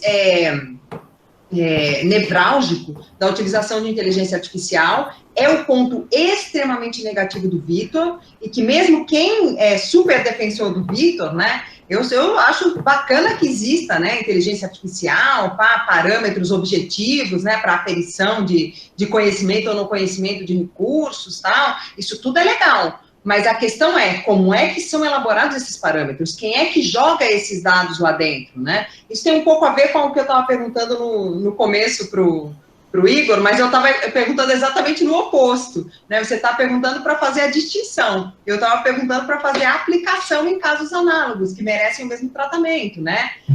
Casos similares merecem tratamentos similares.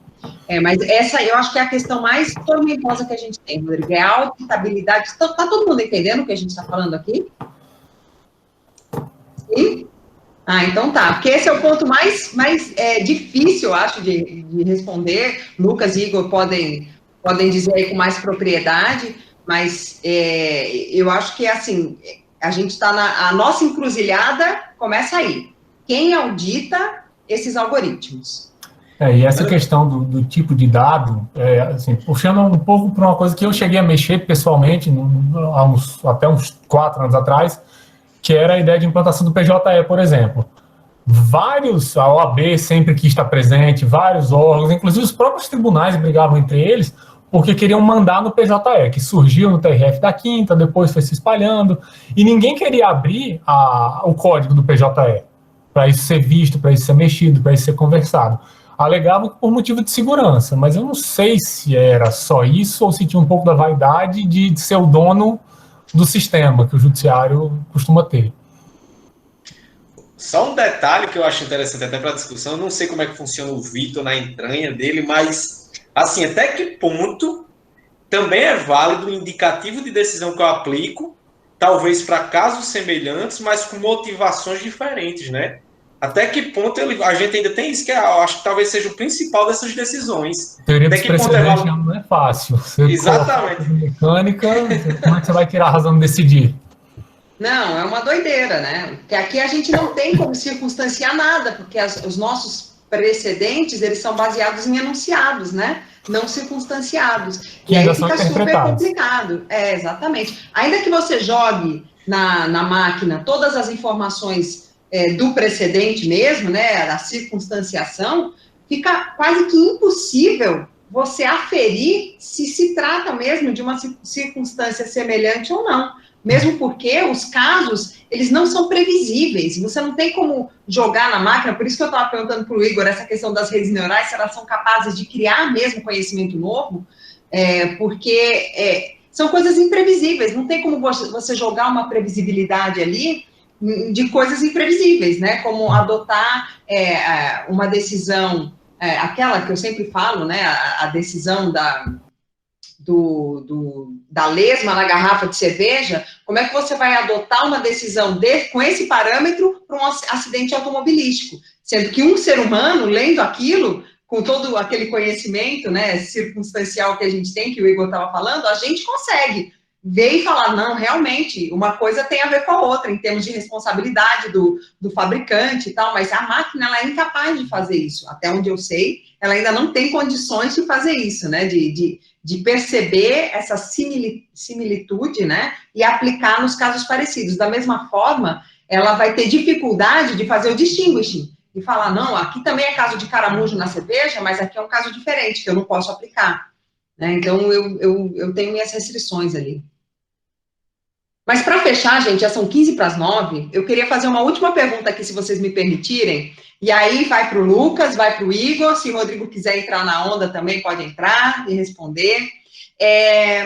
A gente foca muito, né, no uso da inteligência artificial no judiciário, e aí eu vou puxar um gancho que o Igor começou a falar no começo da fala dele, mas talvez quem vai me dar a chave são as low-techs do Lucas. Será que a gente não está focando no lugar errado? Né? Será que a gente não tinha que focar na solução do problema e não na solução do processo? Será que a gente não está deixando de pensar nos direitos das pessoas e pensando nos direitos processuais das pessoas? A gente não está reforçando, na verdade, esse viés litigante que a gente já tem, né, e que já está bem reforçado, né, que a gente, na verdade, precisaria começar a inverter a roda, né? Vamos resolver problemas ao invés de resolver processos? que vocês acham? Inteligência artificial pode ajudar nisso?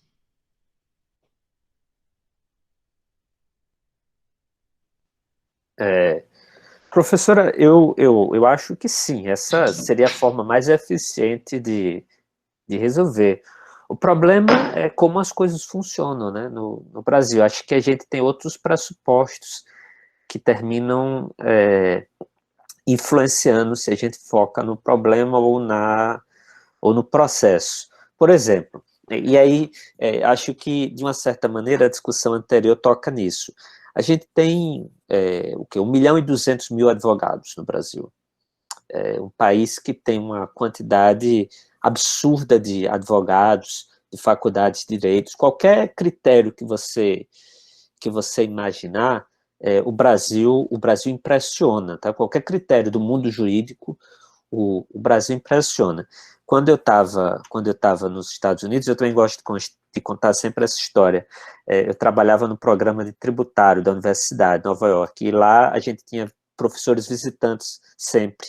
E um dos professores visitantes era o diretor do Centro de Pesquisa Tributária da Universidade de Xangai, na China.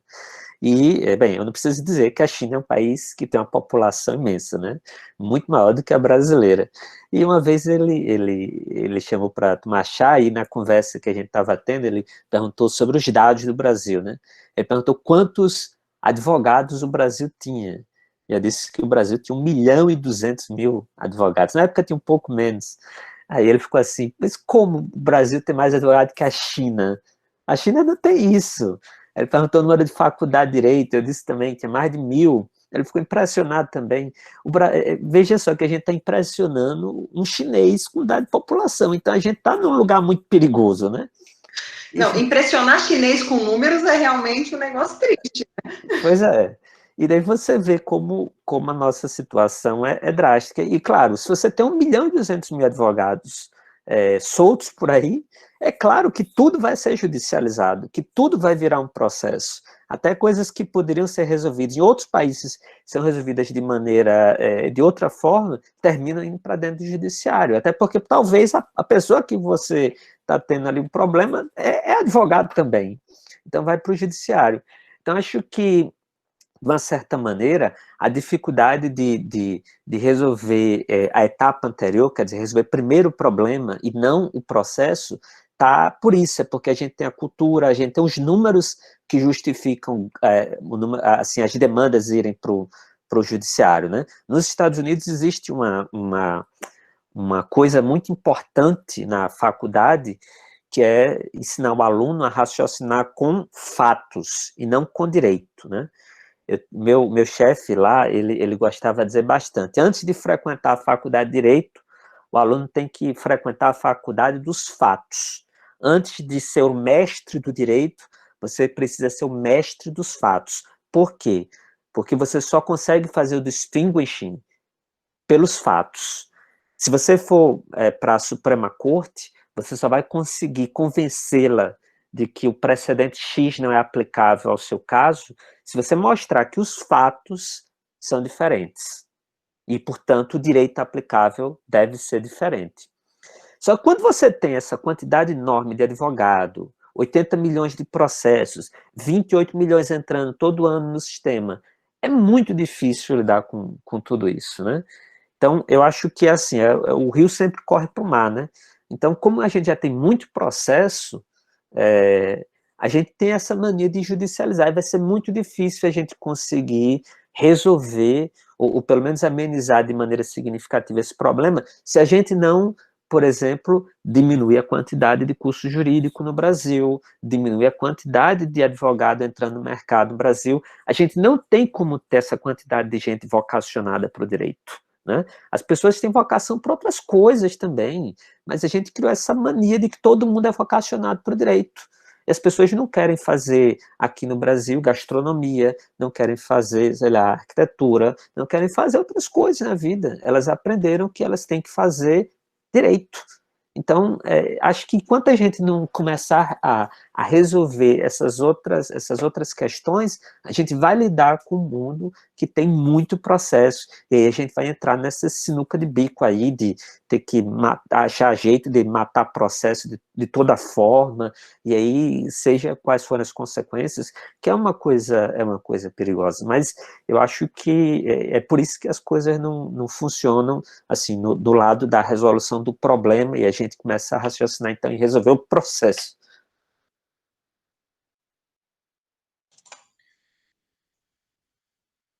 Não, perfeito. Só emendar aqui com a ideia de Igor, assim, tecnologia a gente tem, né, para resolver os problemas lá na base, no início, na ponta. Mas como o Igor falou, é algo muito cultural. A gente acredita, de uma forma geral, que assim, não vai ter como resolver o meu problema no início. Eu não vou ter como resolver a demanda lá na prefeitura, na Secretaria de Saúde, lá no posto de saúde, a demanda de um medicamento que eu preciso no início, porque muitas vezes a gente já tem a cultura de quem vai me dar a solução é o judiciário. Aí a gente junta com esse outro parâmetro aí que Igor citou, que é essa questão do grande número de advogados, ou seja, que trabalha, querendo ou não, a gente trabalha num sistema que demanda uma organização mínima, porque enquanto entidade de classe a gente está buscando melhores condições de trabalho e, assim, uma evolução natural. E para a gente aplicar a tecnologia, muitas vezes a gente precisa ter as mínimas condições que são dados e até mesmo a consciência populacional. E eu acho que, assim, tecnologia tem, solução tem, mas enquanto a gente não mudar a cultura mesmo, a cabecinha, botar a tirar o advogado mesmo da figura de bombeiro e apagador de incêndio e colocar como preventivo lá, como técnico em segurança do trabalho, vamos dizer assim, a gente não tem como resolver esse problema não, sabe? E eu acho que isso também, até para finalizar e emendar, tem muito a ver com a própria modelo de incentivo mesmo, da gente valorizar a tecnologia na resolução de problema em si. Algo que eu vejo muito assim no legislativo é que todo mundo quer comprar a ideia da tecnologia para dizer que é moderno, mas ninguém quer entender de fato como a tecnologia pode resolver o problema. E eu acho que um dos principais pontos para a gente começar a resolver esse problema na ponta é isso. É, de fato, trazer quem quer legislar e quer abraçar a causa da tecnologia para perto, para que ele fomente políticas públicas e projetos de lei que, de fato, resolvam os problemas que a gente tem na base. E não fique somente fazendo normas regulamentadoras, que, às vezes, acabam atrapalhando o incentivo, o empreendedorismo, a inovação na localidade, somente para constar que, sei lá, um exemplo prático, sem atrelar ninguém, que agora o município tal tem uma semana de empreendedorismo ou semana de tecnologia, que na prática, às vezes, não dá resultado nenhum. Eu acho que tem muito a ver com a consciência populacional, mas a gente também faz o papel de fiscalizador e cobrar do legislativo, e que isso cabe à universidade, né? Como a Ana Beatriz falou também, a gente tem esse papel de pensar e refletir o que é que a gente pode apresentar de projeto de lei, talvez seja um começo aí, que de fato a gente possa aplicar a tecnologia para resolver problemas que tem a ver com o jurídico, mas também com a sociedade como um todo. Nesse aspecto, o Lucas citou aí agora um termo que cada vez eu tenho gostado mais de escutar e de gente que gosta de estudar, que é a política pública, né? O início dessa história toda, dessa litigância toda, da necessidade de eu conseguir enxugar processo, de eu fazer mecanismo de formação de precedente, é porque eu tenho muito processo. E quando eu vou olhar quem são as pessoas, quem são os entes que estão envolvidos com esses muitos processos, você joga no Google 100 maiores litigantes do Brasil, tem relatório anual do CNJ lá no Justiça em Números. Primeiro, toda vez, há muitos anos, consolidado o Instituto Nacional de Seguro Social. Na Justiça Federal, ele é mais ou menos uns 35% dos processos, porque tem juizado, tem tudo mais. Então, enquanto o poder público continuar se valendo de prerrogativa processual para empurrar com a barriga, lógico, isso envolve, eu estou simplificando demais, envolve aspectos orçamentários, que eu tenho outras obrigações constitucionais, inclusive, para poder cumprir. É difícil, mas isso tem que ser pensado desde esse problema, de como eu evito esse tipo de litigância. Eu tenho litigância com prestador de serviço, com telefônica. Como é que a agência reguladora de telecomunicações está agindo em relação a isso? Ela tem independência? Ela está capturada? A gente tem que ver lá atrás, e aí é o que eu acho que vai poder proporcionar essas soluções, seja por meio de tecnologia, seja por um avanço cultural, na cultura de litígio e de não litígio, é muito complexo, assim, é muito legal estar discutindo isso, mas quando a gente começa a puxar cada subdivisão que isso tem, é uma coisa muito grande, mas a gente consegue, como o Lucas estava falando, mudar um pouquinho, ter uma legislação um pouco mais avançada, que gere com o tempo uma cultura um pouco diferente, a gente já vai ter avanço visível. Maravilha, minha gente. Vou devolver aqui a palavra para os nossos queridos organizadores aqui, mas só vou dar uma atualizada aqui para vocês. Hoje somos 1.776 cursos de direito no Brasil e já somos quase 1.300.000 advogados. Só para vocês terem uma ideia, né, do universo que nos cerca, que a gente precisa trabalhar, e para vocês também terem uma ideia do privilégio que vocês têm de serem alunos da UFRN, que está sempre entre as top 20 do Brasil, né, e é um dos melhores cursos e mais reconhecidos, mas que a gente precisa, né, puxar um pouco para frente.